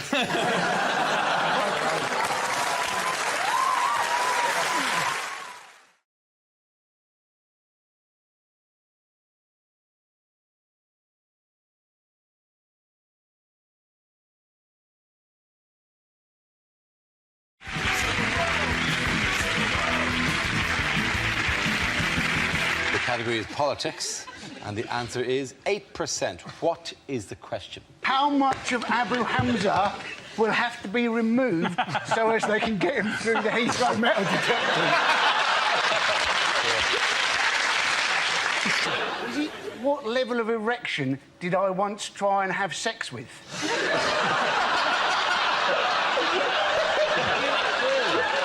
Do you measure like on that scale, or is it just in terms of... Image of you going out on the pole, checking your wallet before you go out, condom, protractor. How is the government planning to catch middle-class tax avoiders? With a butterfly net and the van from Chitty Chitty Bang Bang. It'll probably work better than the plan they have. They're trying to catch them using lie detectors. middle-class people taking lie detector tests. It's like an upmarket version of Jeremy Kyle. And I'd like to see that. Wouldn't you like to see that middle-class Jeremy Kyle? You know, my cleaner ran off to another family. My husband's using the wrong cutlery. You corked my Merlot! The next topic is environment. Andy Parsons. So, now, apparently, plastic bags are evil. Because apparently, they take 100 years to biodegrade. Now, that came as a bit of a shock to me, because often when you get a bag in a supermarket, they seem to biodegrade when you put anything heavy in them.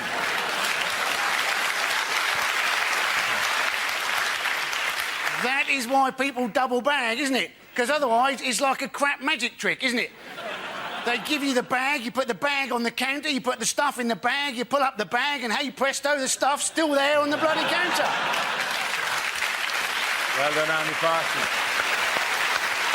People are saying, oh, well, it's stupid, you know, what's the point of any of our kids learning Arabic? But it could be quite useful, couldn't it? For instance, if you were sat on the tube and two people in front of you were speaking Arabic, it would make you a little more relaxed about what they had in their bag. Basically, these education proposals, you know, they've been upsetting teachers. And you don't want to upset a teacher, do you? Very easy to upset a teacher. All you've got to do to upset a teacher is go, oh, you've got long holidays. They don't like that, do they? And then, if you continue with that with, oh, and you finish at 3:30. Oh, they're livid, aren't they? Oh, I've got me marking. And Frankie, the next topic is... it's terrorism. Andy's in like a shot. Now, Tony Blair has once again tried to justify improving our nuclear weapons because he says one of the reasons is he's worried terrorists such as Osama bin Laden might get hold of them. Now, once again, I think this is scaremongering. We know Osama bin Laden hasn't got a nuclear weapon because we haven't seen it on his videos. We know he's got a rifle and a donkey. I don't think we've got to worry until he's ditched the rifle and we see his donkey strapped with a cruise missile. Well done, Andy Parsons. Bad things to say at a job interview. I'm really only here because I'm hoping to slip on a wet floor and then fall off a ladder. Hey, I remember you from the dungeon. How you doing? It's me, Gimpy Terry.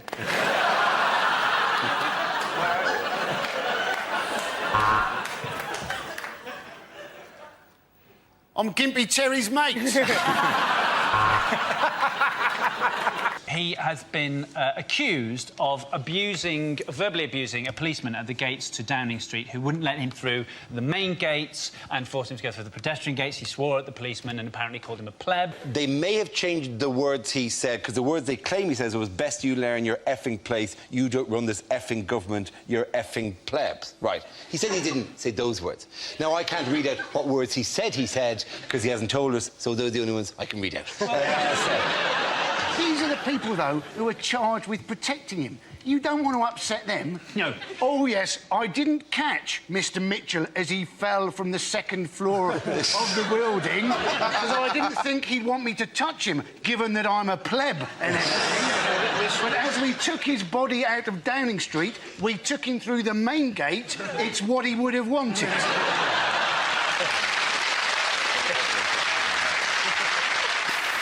We start with a round called Headliners. Here's a picture of Prime Minister Gordon Brown with his immediate predecessor, Tony Blair. But what does BMCB stand for? Is it Brown's Mental Complete Breakdown? or is it just Britain's Mr. Charisma Bypass? Is it Blundering Morons Crucifixion Begins?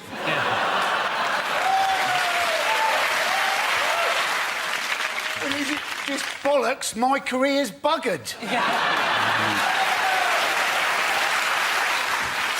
Sometimes that's all satire needs to be. Yeah, exactly. I'll call it ideas for scenarios we'd love to see, and the performers come in with their suggestions. The first subject is unlikely things to hear on Comic Relief.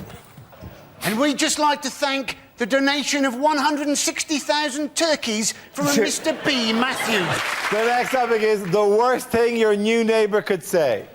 What day do the bins go out round here? My wife's body's starting to stink. I hope my turkeys won't be keeping you awake.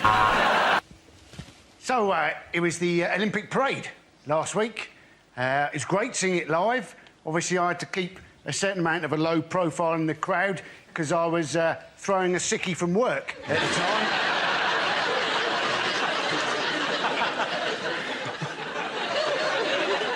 But it was great. 21 buses driving through London at a steady 2 miles an hour.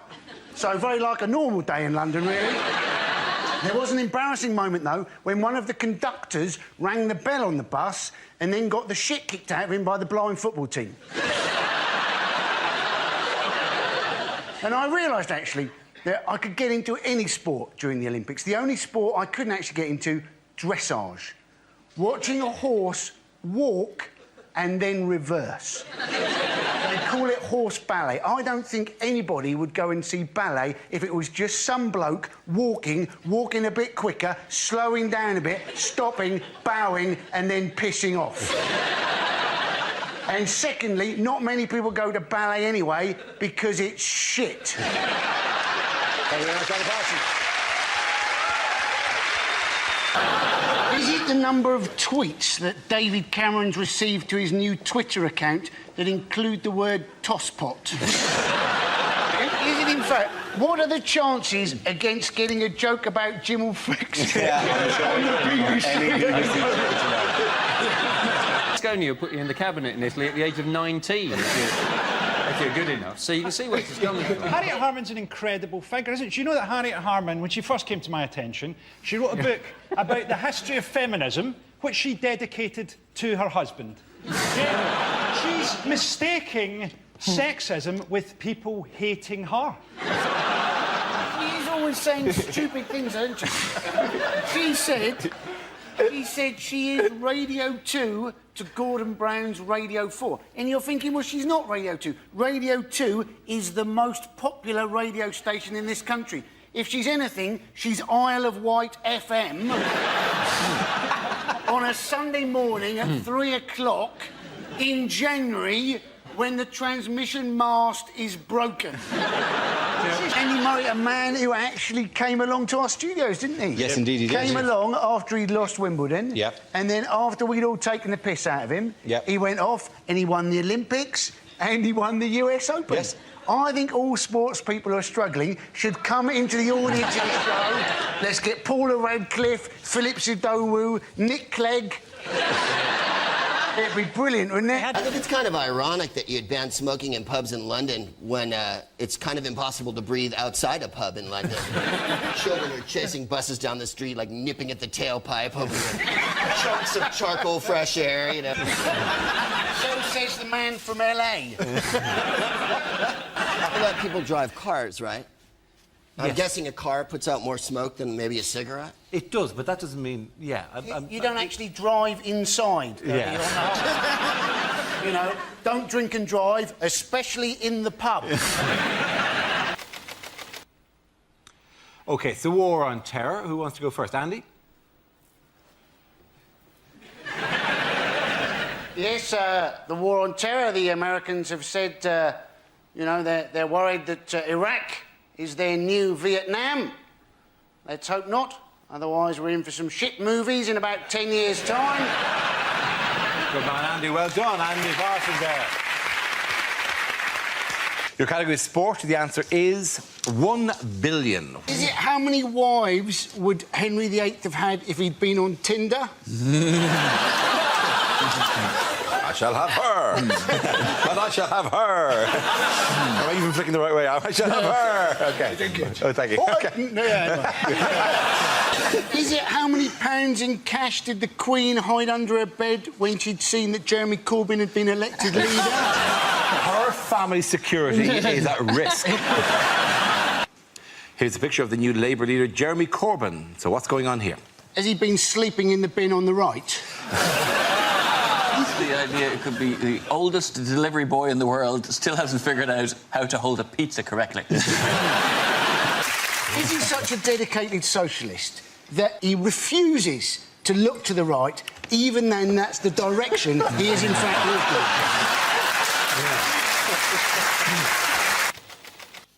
My topic is politics. Who wants to come in on that? Andy Parsons.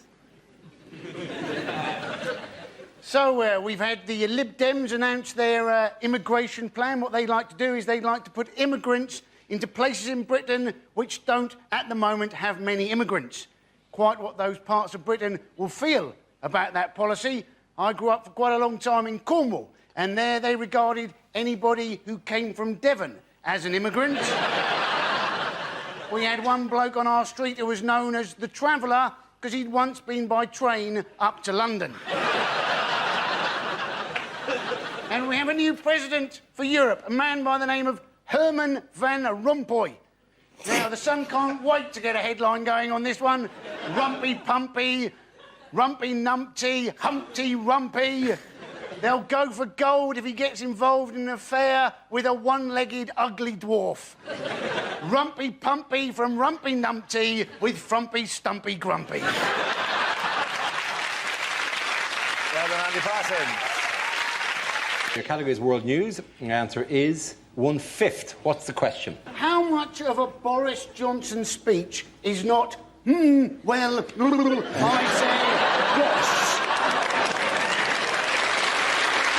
OK, here we go. The first subject is things you wouldn't hear on a science documentary. Hello, my name's Dara O'Brien. And to try and bring science to the masses, I'm going to appear in a programme with Stephen Hawking wearing a ridiculous hat.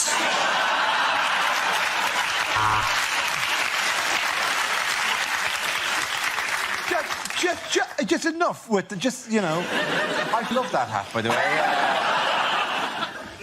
Hello, I'm Dara O'Brien. And I've got a massive head and a massive brain, but all I get to do in this bit is just press a little button.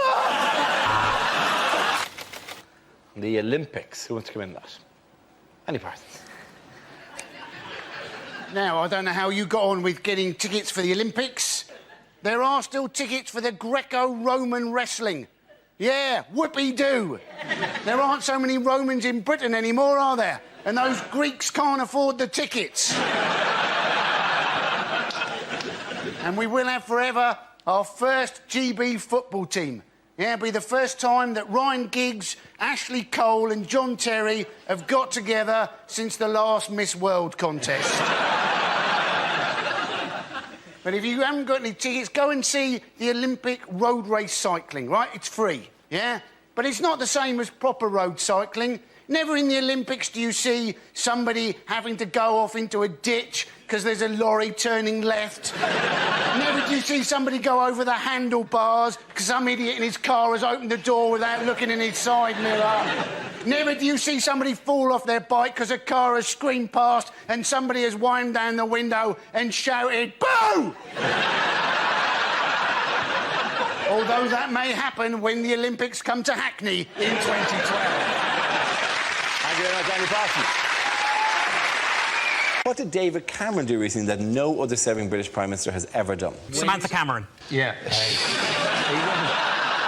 That's true. But he also went on Letterman in the States, didn't he? He came out to loads of dry ice and they said it represented a London fog when we haven't had a London fog for over 100 years. That's the stereotype image that those Americans believe. What? The fat, dumb redneck.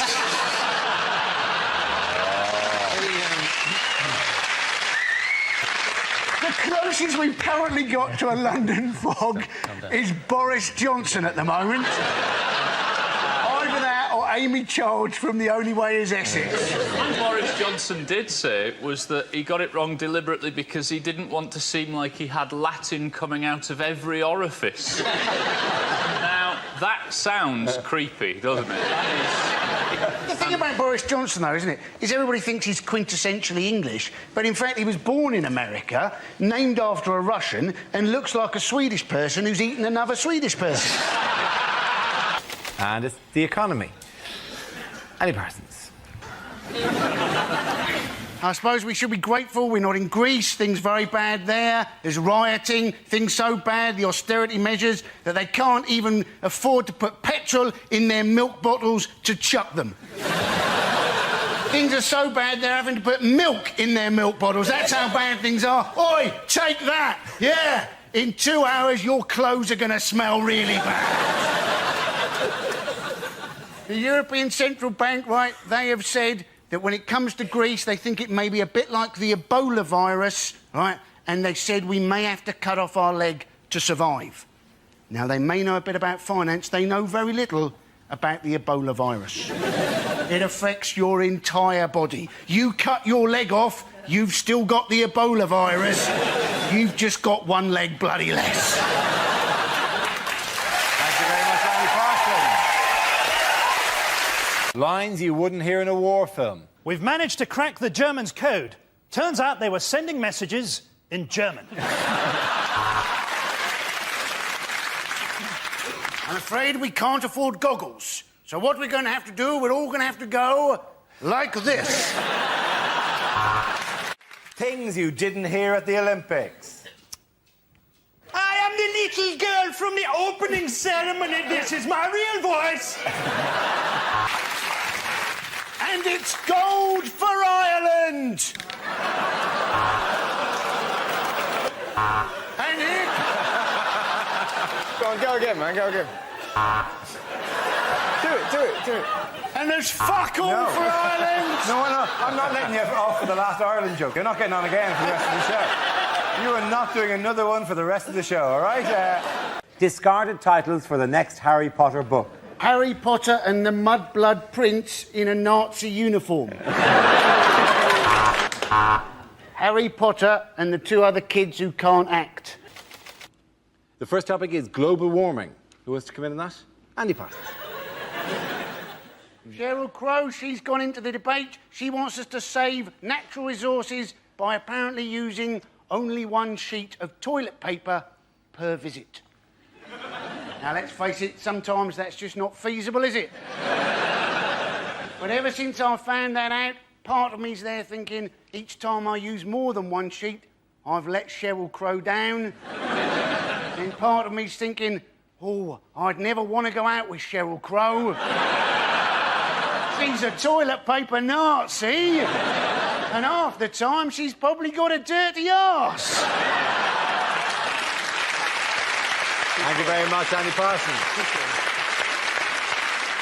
Here's a picture of former Prime Minister Tony Blair recently, but what does BGBC stand for? Is it in fact Blair's guilt-free, blood-stained conscience?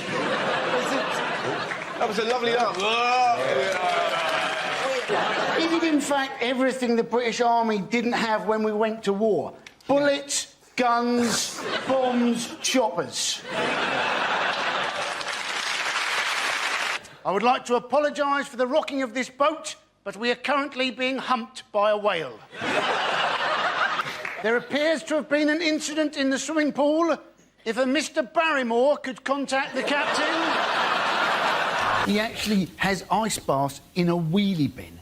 And I mean, that can't be enjoyable, can it? Particularly if he does it on a Tuesday and gets carried away by the cancer. What a rugby commentator would never say. Oh, and he skipped through the defence, and that's lucky, because if these South Sea Islanders catch you, they eat you. And it's the coin toss, and Johnny Wilkinson has sprained his thumb. And here comes... Hugh Dennis. It was after I heard the buzzer that I realised there was one thing I hadn't heard at the Olympics, right, was fuck it.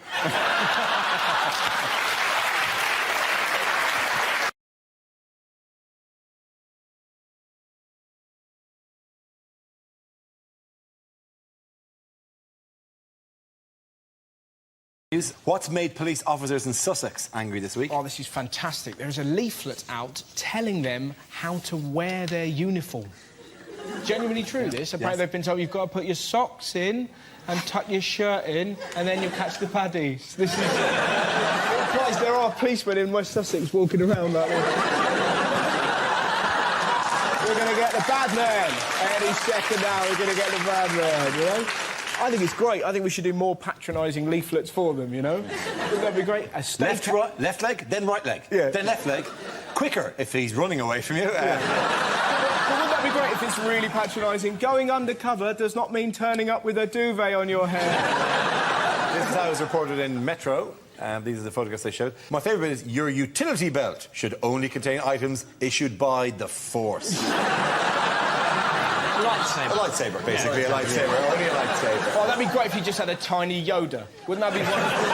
Actually, that sounds like a euphemism for a penis. I do have one. I have a... What else are they keeping in the utility belt? What else are they doing? Mace. Oh, I got some breath mints and some lube. Mind you, lube be useful enough. I can get you out of the crash car, but you will smell of sexy cherry for a while. It's also saying the correct way to be a policeman is to be 2/3 of the size. Budget costs you. Yeah, smaller policeman, Yeah. easier to dress. I know that your PPV, which I think is personal protection vest, I think it's like the anti-stab vest, must be worn over your shirt. Now, I can see why the problem is here, because I'd imagine lots of them wore them under their shirt, so that people go, "Oh my God, you've been stabbed," and they go, "No!" Yes, the answer I was looking for was Blair's memoir's incredible sales. This is a story that ex-Prime Minister Tony Blair has finally published a journey, his hotly anticipated account of his time in power. But it's basically, he'd been accused of sexing up a dossier, and now he has sexed up a dossier, basically, isn't he? You know, you went after he's going, "Oh, I devoured Cherie," or whatever it was. You weren't sure what he was going to put next, you know. "I flopped out my weapon of mass destruction." And 45 minutes later, it launched. What weakness does Blair reveal? Mini baby bells. He can't get enough of them. Yeah, there's a lot of that. No, he's drinking. It was really hilarious because he said, "Yeah, I was a bit of a drinker," but all he had was half a bottle of wine a night. My mate once got so drunk he woke up in a river. This would be the worst AA meeting ever. It'd be so dull as well, because the other... OK, tell us about yourself. Well, Duncan's basically, he's lost his kids, he's found himself homeless on the street. How about you, Tony? Well, first of all, hi, guys. Occasionally, I have a second glass of wine after dinner. Group hug. Although, in fairness, his drinking did lead to invading a country. Yeah, well, which makes the UN the international equivalent of a woman in a car park going, "Leave him, Tarek, he's nowhere there!" The UN made him the Middle East peace envoy after he'd started 2 wars in the Middle East. It would be like making the woman who chucked that cat in a wheelie bin an RSPCA inspector. As Prime Ministers go, it's nothing, isn't it? No, it isn't. Churchill used to have a bottle of champagne for lunch, have another one apparently in the evening, have 3 scotches, 2 brandies and a highball. So you think, well, it's no wonder he didn't want to appease Hitler, was it? He was well up for a scrap, wasn't he? Yeah, but to be fair, now, what people forget about Churchill, when Churchill was doing the "we shall fight them on the beaches," he was 25 at the time. that lifestyle, he died at 32. That lifestyle really... I'm surprised he didn't go, "Oh, we're going to fight them on the beaches and we'll fight them in the pubs, outside the pubs, in the kebab shops." If they look at our women, we'll twat them there. We're at the late-night garage and we want more fags. Churchill, that he said later in life his greatest regret was never winning the Second World War. Didn't remember a thing. He also, let's be honest, he looked quite like you. And you are... That was regarded as an insult. Say it in... No, he did. I'd say that as a compliment. Yeah, Try you would take it as a compliment. He was a "We will big fight round them on the man. beaches." Say that. "We will fight them on the beaches." That sound like the Churchill dog. That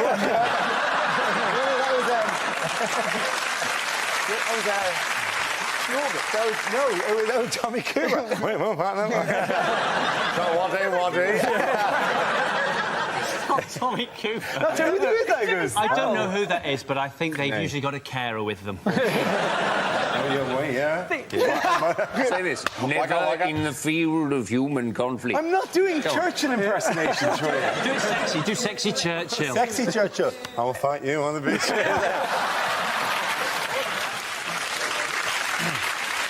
I've actually eaten dead badger roadkill. Have you? Really? Yeah, he did. Shall I tell you what it tasted of? What's the taste of? Badger. No, I have. I had a meal of badger. I had otter in a meal called risotto. I and I had blackbird rather, in a pie. Oh, good. It was really nice. Is this when you were working in nursery rhymes? Yes. Yeah, no, I did for a programme. I think what programme was that? Let's make you eat weird shit. It was a programme where you had to do things that you'd never done, and I said I'd never had roadkill, so I ate roadkill. But hang on, I know the programme you mean. It's a programme where you're supposed to do things you've never done that other people have done, though. It was called Never Seen Star Wars, and then you were just slightly out of step with the population. You're not out of step with the population with having never eaten roadkill. I don't think what, he's never eaten roadkill? Oh, got a Lord Snooty over here. Fished his dinner off the tarmac once in a while. He's just been very... No, it was nice. In an effort to cheer up the badger, Paul Gascoigne was seen in the area with an empty bottle of Cava, a can of Spam, and a Savage Garden CD. That's an example, isn't it? Yeah. Whenever they show fat people on the news, they never show their faces, do they? They always show them from the middle area. And you're thinking, if we're really trying to lose weight, maybe they should show their faces and go, look at this one! Look at this one. This is your policy. Shaming of the obese. This one is very fat. Chase them! Chase them with sticks! And if they will not run, put Mars on the end of the stick and dangle it. Run them around in a circle like a horse training for dressage. Just slowly around and around the stick. The point is, the supermarkets are saying we're doing everything to try and help people be healthier, and you think, no, they're not. The supermarkets couldn't care less. If they really cared about our health, they would give us trolleys which were harder to push to give us a cardiovascular workout, and they'd make the chocolate and biscuit aisle only a foot wide so fat people can get... In other news, why are Druids celebrating at the moment? They're officially a religion. Yes, they are. It's a great... They've officially, but granted by the Charities Commission, they are now officially a religion, which makes you wonder what the problem was before, that they weren't, I don't know, wishy-washy enough to be a religion. Like, well, what do you worship? Nature. Nah, nature exists. If they are legally now a religion, that presumably means they can set up faith schools. Be fantastic. There'd be Druidic schools. Like, you'd have to move to the Stonehenge catchment area to get your child to a really good one. And it'd be the only school in the world where pupils would be actively encouraged to draw naked men with a big cock and ball. You have all these middle-class parents trying to forge a letter from the local Wiccan shaman. I once had a Druid who came to work in my garden, which is a bit weird.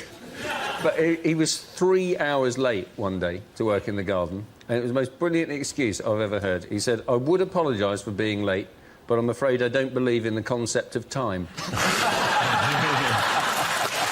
Did you not point out that you were paying him by the hour? I did, yeah. The school I went to in Wiltshire is the site of Merlin's Mound, so it's like a big...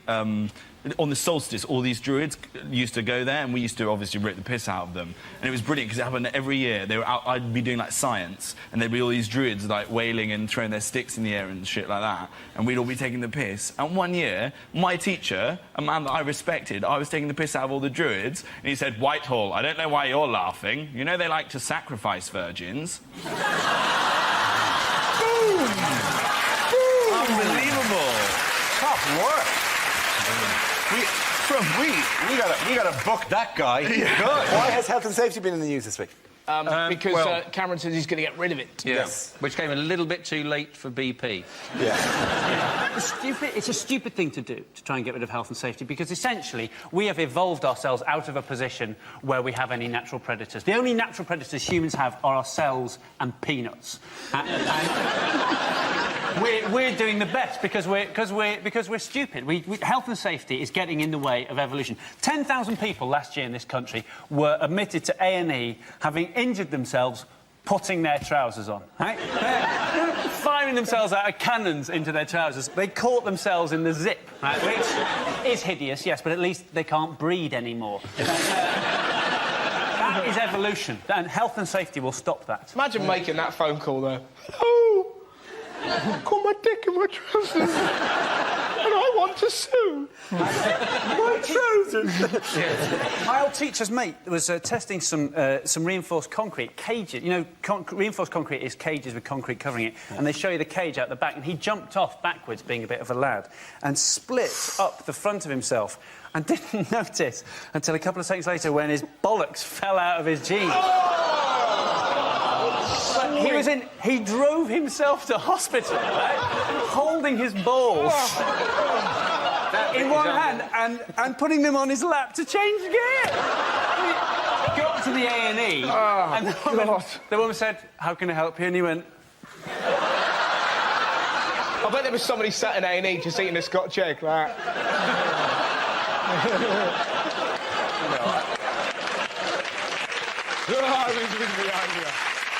Story. I bet there's somebody in the A&E with a slightly hurt elbow going, I'm going to be longer than I thought now. I've been moved down by Mr. Hear Me Balls. There was an incredible story about, well, it's not incredible, but about health and safety, that trainee hairdressers aren't allowed scissors. Which is pretty... Imagine that. What are they going to do? Just use their teeth? This is Sandra, she's going to chew your perm out. News. Which celebrity's voice has been voted top in a recent survey to find the nation's favourite Satnav voice? I think you're overselling this, but is it Sir Sean Connery? It's supposed to be Sir Sean Connery, yes. There was some sort of poll. Tell us about it, Dara. Yeah, I don't really want to tell you about it. Who did he beat in second place? Was it Dara? He beat me. He beat me into second place. That's it. And who was in third place? George Clooney. Yeah. Eh? Yeah, I beat Clooney. Yeah. Thank you. And he is gutted. And Dara, how long has your mother been running these surveys? Why would you want Dara on your sat-nav? Well, never stop. You'd be like, turn left here, turn left, turn left. No, you want to turn left. You want to turn left. You want to get there, you have to turn left. You have to turn left there. You're going to... What do you do for a living? What do you do? What do you do? You want to go straight over the end, but that's the second exit. Yeah. My great problem is that I haven't been living here that long. I'm about to go, no, I don't know where that is, actually. Dara, do you know why I think you should have won? Because your name is an anagram of I, a road brain. Your name is an anagram of I, a road brain. I, a road brain. I, a road brain. Yeah, Mickey's looking forward to Carol Vorderman's warm-up act.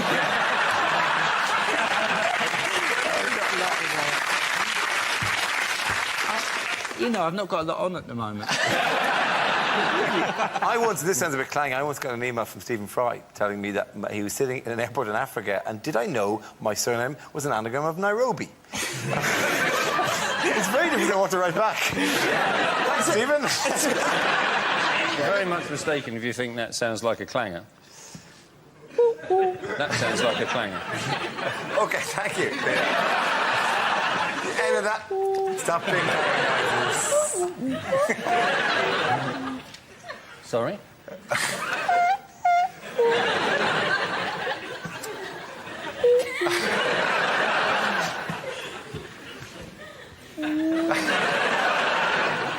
Where's the soup dragon? The question I was looking for was, how much time has Delhi had to prepare for the crisis at Commonwealth Games, which reports claim are still not ready? The city won the right to host the Games in 2003, but the build-up to the event has been plagued by fears that facilities and accommodation might not be complete on time and to a safe standard. So what's been going wrong? Well, the ceiling of the weightlifting area collapsed. I mean, that's fantastic, isn't it? And there he is. He's holding up 200 kilograms and the roof! Did you do what they had removed from one of the rooms in the Athletes' Village? A snake. A snake, a cobra, was in one of the bedrooms in South Africa. And they said, I don't know what you're worried. We gave you a basket and a small horn. You play the horn and the cobra will go back into the basket. A cobra! Like, that's a valid safety complaint, surely. But it's a double whammy as well. You get bitten by a cobra, they give you an anti-venom, and then they disqualify you for having an illegal substance in your bloodstream. What animals have been brought in? Camels. No, not camels, no. Penguins. Not penguins. Bears. No, monkeys. Is it a narwhal? It's not a narwhal. Stop naming random animals, right? Is it a muskrat? It's not a muskrat. I've already said the word monkeys while you carried on naming Is it monkeys? It's monkeys. Well done, yeah. OK, at the end of that round, what the hell? Points for everyone. Come on back, come on back. Get up, out. How exhausted were you? Can I do it without falling? Yeah, you can do it without falling. The gay is falling. What? It's not earpiece, it's My 4 earpiece minutes. is 4 minutes. Yeah. Oh, wow. Oh, wow. Really? All this time have they been shouting? Oh, that's fantastic. From underneath, they'll be going... I thought it was elves saying... Post! This is just introduction to old age for you. Yeah. Next, you'll be losing your hair. So, the police have been probably... Stop it. We are genuinely filming this shit. Could you stop throwing stuff? I mean, that seems, you know, that you're not... I know this bit isn't all about you, but don't break open the sweets just yet, all right? OK. Were the police were having problems with the e-fit technology? It was rude. OK.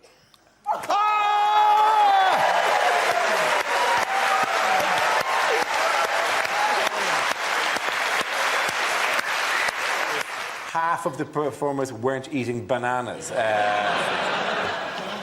Hey, with the monkeys. Yeah. So, seriously, you'd like the bananas to pause just for a second? Yeah. OK.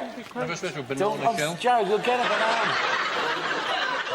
Oh, we'll get you some grapes. What greengrocers are we fucking turning into here? Sorry. My mouth. Oh, get it fucking down. Don't fucking hug me. Come on. No Russell Howard tonight, as he's off working on the next series of his own show for the BBC Three.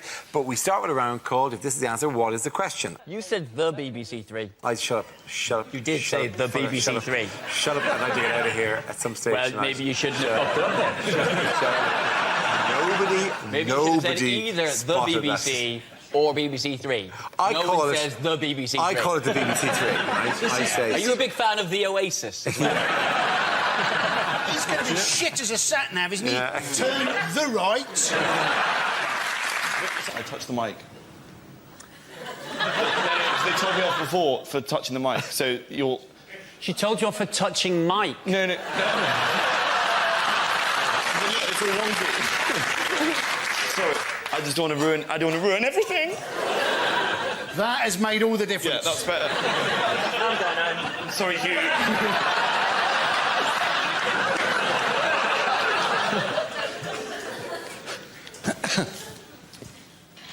Milk, bread, germaloids.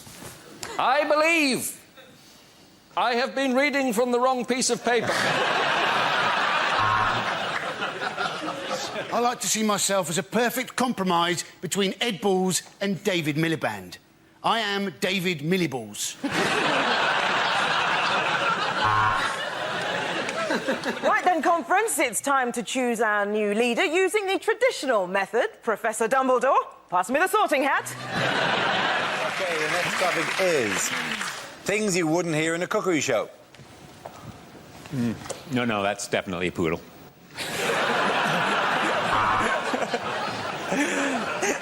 Today, I brought along chicken tonight, but I'm going to have it tomorrow. Smash the system.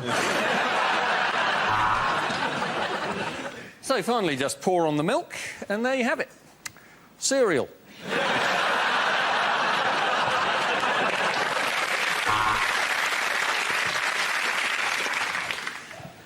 And remember, you must eat the brain to get their power.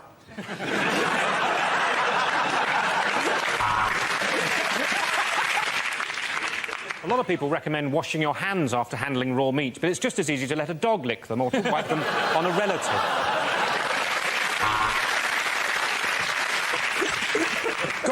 Golden, relax. We're doing a bit of dinner, mate. You're not sorting out the Middle East here.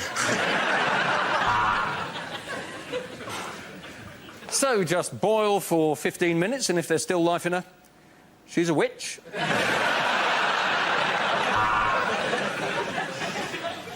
Welcome to It's Late and There's Not Much Left in the Fridge.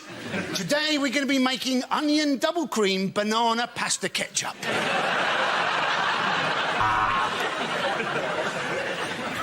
The unique flavor of the sausages is from a recipe from my wife. Sir, if you want to give your bar snacks that genuine pub feeling, why not sprinkle them with urine? I'm Jamie Oliver, and in my new series, I'm going to be travelling the length and breadth of the UK in a VW camper. Welcome to Cock O'Van.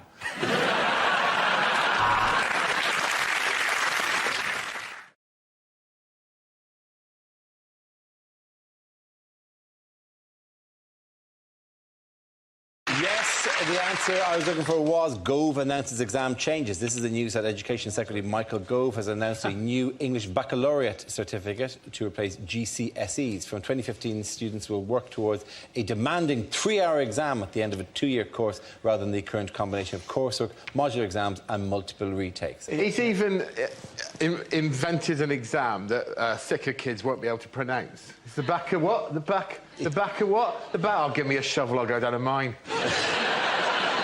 I think the idea is if you're academic, then you get a baccalaureate, and otherwise they teach you practical skills like how to back a lorry out.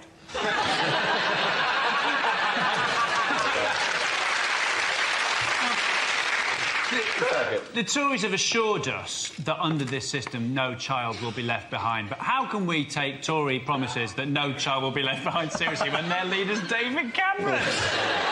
What's the, do you know the abbreviation is? It's called EBC. EBAC. It's called the EBAC. EBAC, which is when Yorkshire people make payment over the internet. I thought that was something from Star Wars, isn't that? Yes, it was. EBAC? Do you know who hated I the bet you EBACs? can't do the impression. Your EBACs will not qualify you to run the empire. Nah.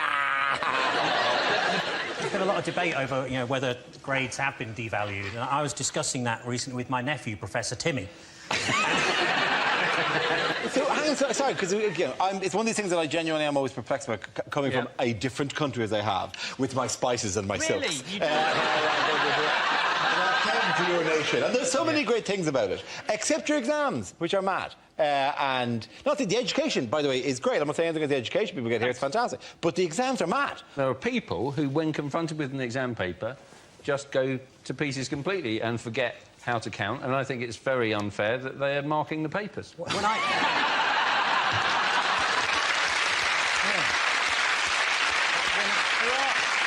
There are people who just shouldn't be taking exams. My friend Carl was at sixth form college with a girl who got her A-level results, and when she pulled out the piece of paper with the 3 letters telling her what her future would be, she went, that spells none. People make an awful lot about the pressure that kids are under, and I suppose they are, but speaking as an ex-teacher, that when it comes to exam time, there's far worse pressure on the teachers, because you have to spend sometimes 4 or 5 hours in those halls just walking up and down, and it's a recipe for insanity. I had no choice when I was teaching but to invent a game called Compile. It was just to see who could walk up and down the aisle the campest.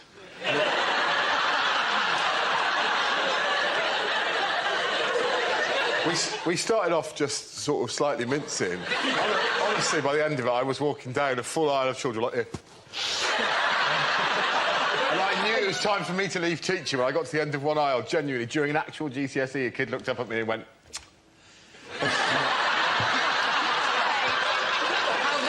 So were you essentially voguing your way? I'm not exaggerating. By the end of it, I was like... The thing is, they want to make the exams harder, don't they? But surely they're hard enough already if your teacher is walking up and down, helping it up. Oh, no, I'm still qualified, technically. We'll have to cut this bit out. Really? Is that your safety net? Yeah. Oh, that's really sweet. Do you think anybody, having seen you in In-Betweeners, anybody is ever going to employ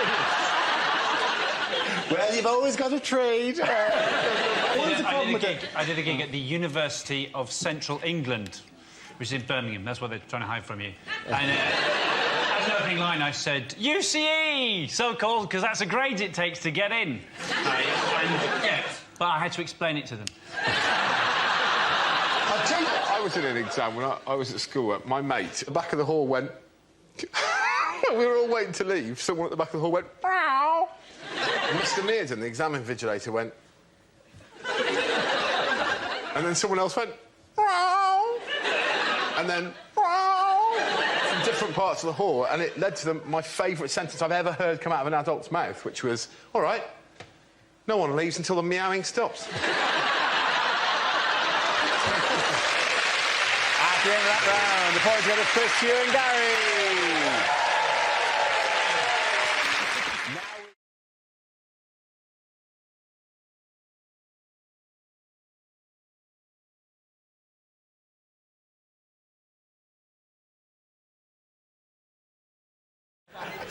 OK, which British sportsman will be looking for a new job soon? Is Tim Henman is going to retire, isn't he? Apparently, yes, with bad back, yeah. He said his decision is because of his 2 young daughters, who regularly beat him in straight sets. Surely he's actually going to try and retire and then never quite actually make it. And he'll end up playing until he's 100 years old. He'll just bottle the retirement just at the final minute. I think, to be fair to Henman, he was once the 4th in the world. Let's not forget, once the 4th in the world and reached 6 Grand Slam finals, which is a great achievement for a totally shit player. It's difficult to cheer on someone who, in your heart of hearts, you know you could probably beat yourself. Yeah, but then any new 10 sport, I mean, any 10 sport on a regular basis will see around them, or perhaps be one of those people who sits in a chair, their fat rolling over the sides, going, you're useless, get off the pitch, I should be out there. Has to be said, it would be pretty boring watching sport if you just sit there going, well, I just think they're all excellent, actually. Well done to all the effort that's gone in, and I don't actually care who wins, because I think sport wins here. The fun of it is to go, what's he doing? I think if Tim Henman had won Wimbledon, it would have been so weird, it would have actually torn a hole in our reality. Oh, Henman's won, and here to present the trophy is Winston Churchill with the head of a bee. Put it this way, the last time a British player won, the Nazis marched into the Rhineland, so, you know. In 1977? No, I was talking about the men's. Oh, OK. 1936, that's when they went into the Rhineland, isn't it? Yeah, but actually, in 1977, the last time Britain won, they released Star Wars. Yeah. And what's more, 1977, the year Connie Hook was born. Not actually. I'd like to see every sportsman do a final year of their career drunk. Oh, missed it. Oh, who cares? I'm a millionaire anyway. David Beckham going up to take a penalty and just puking on the ball. Very good. There's a read the point at the end of that round to Frankie, Hugh and Fiona.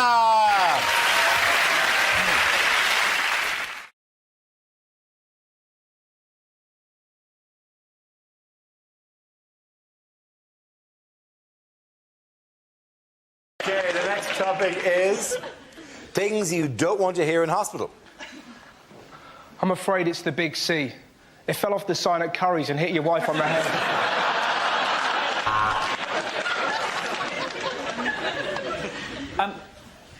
Whose penis is this? Come on, push! Push! We've got no staff and the bed needs moving! So, just checking your notes here.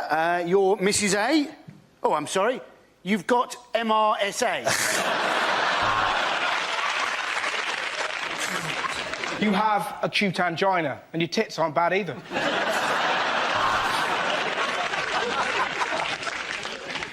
And if you don't want to know the results of your tests, look away now.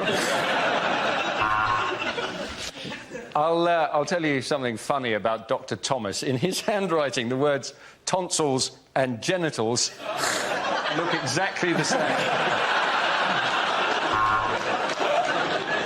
We're going to put you to sleep now because you're old and it's the kindest thing to do.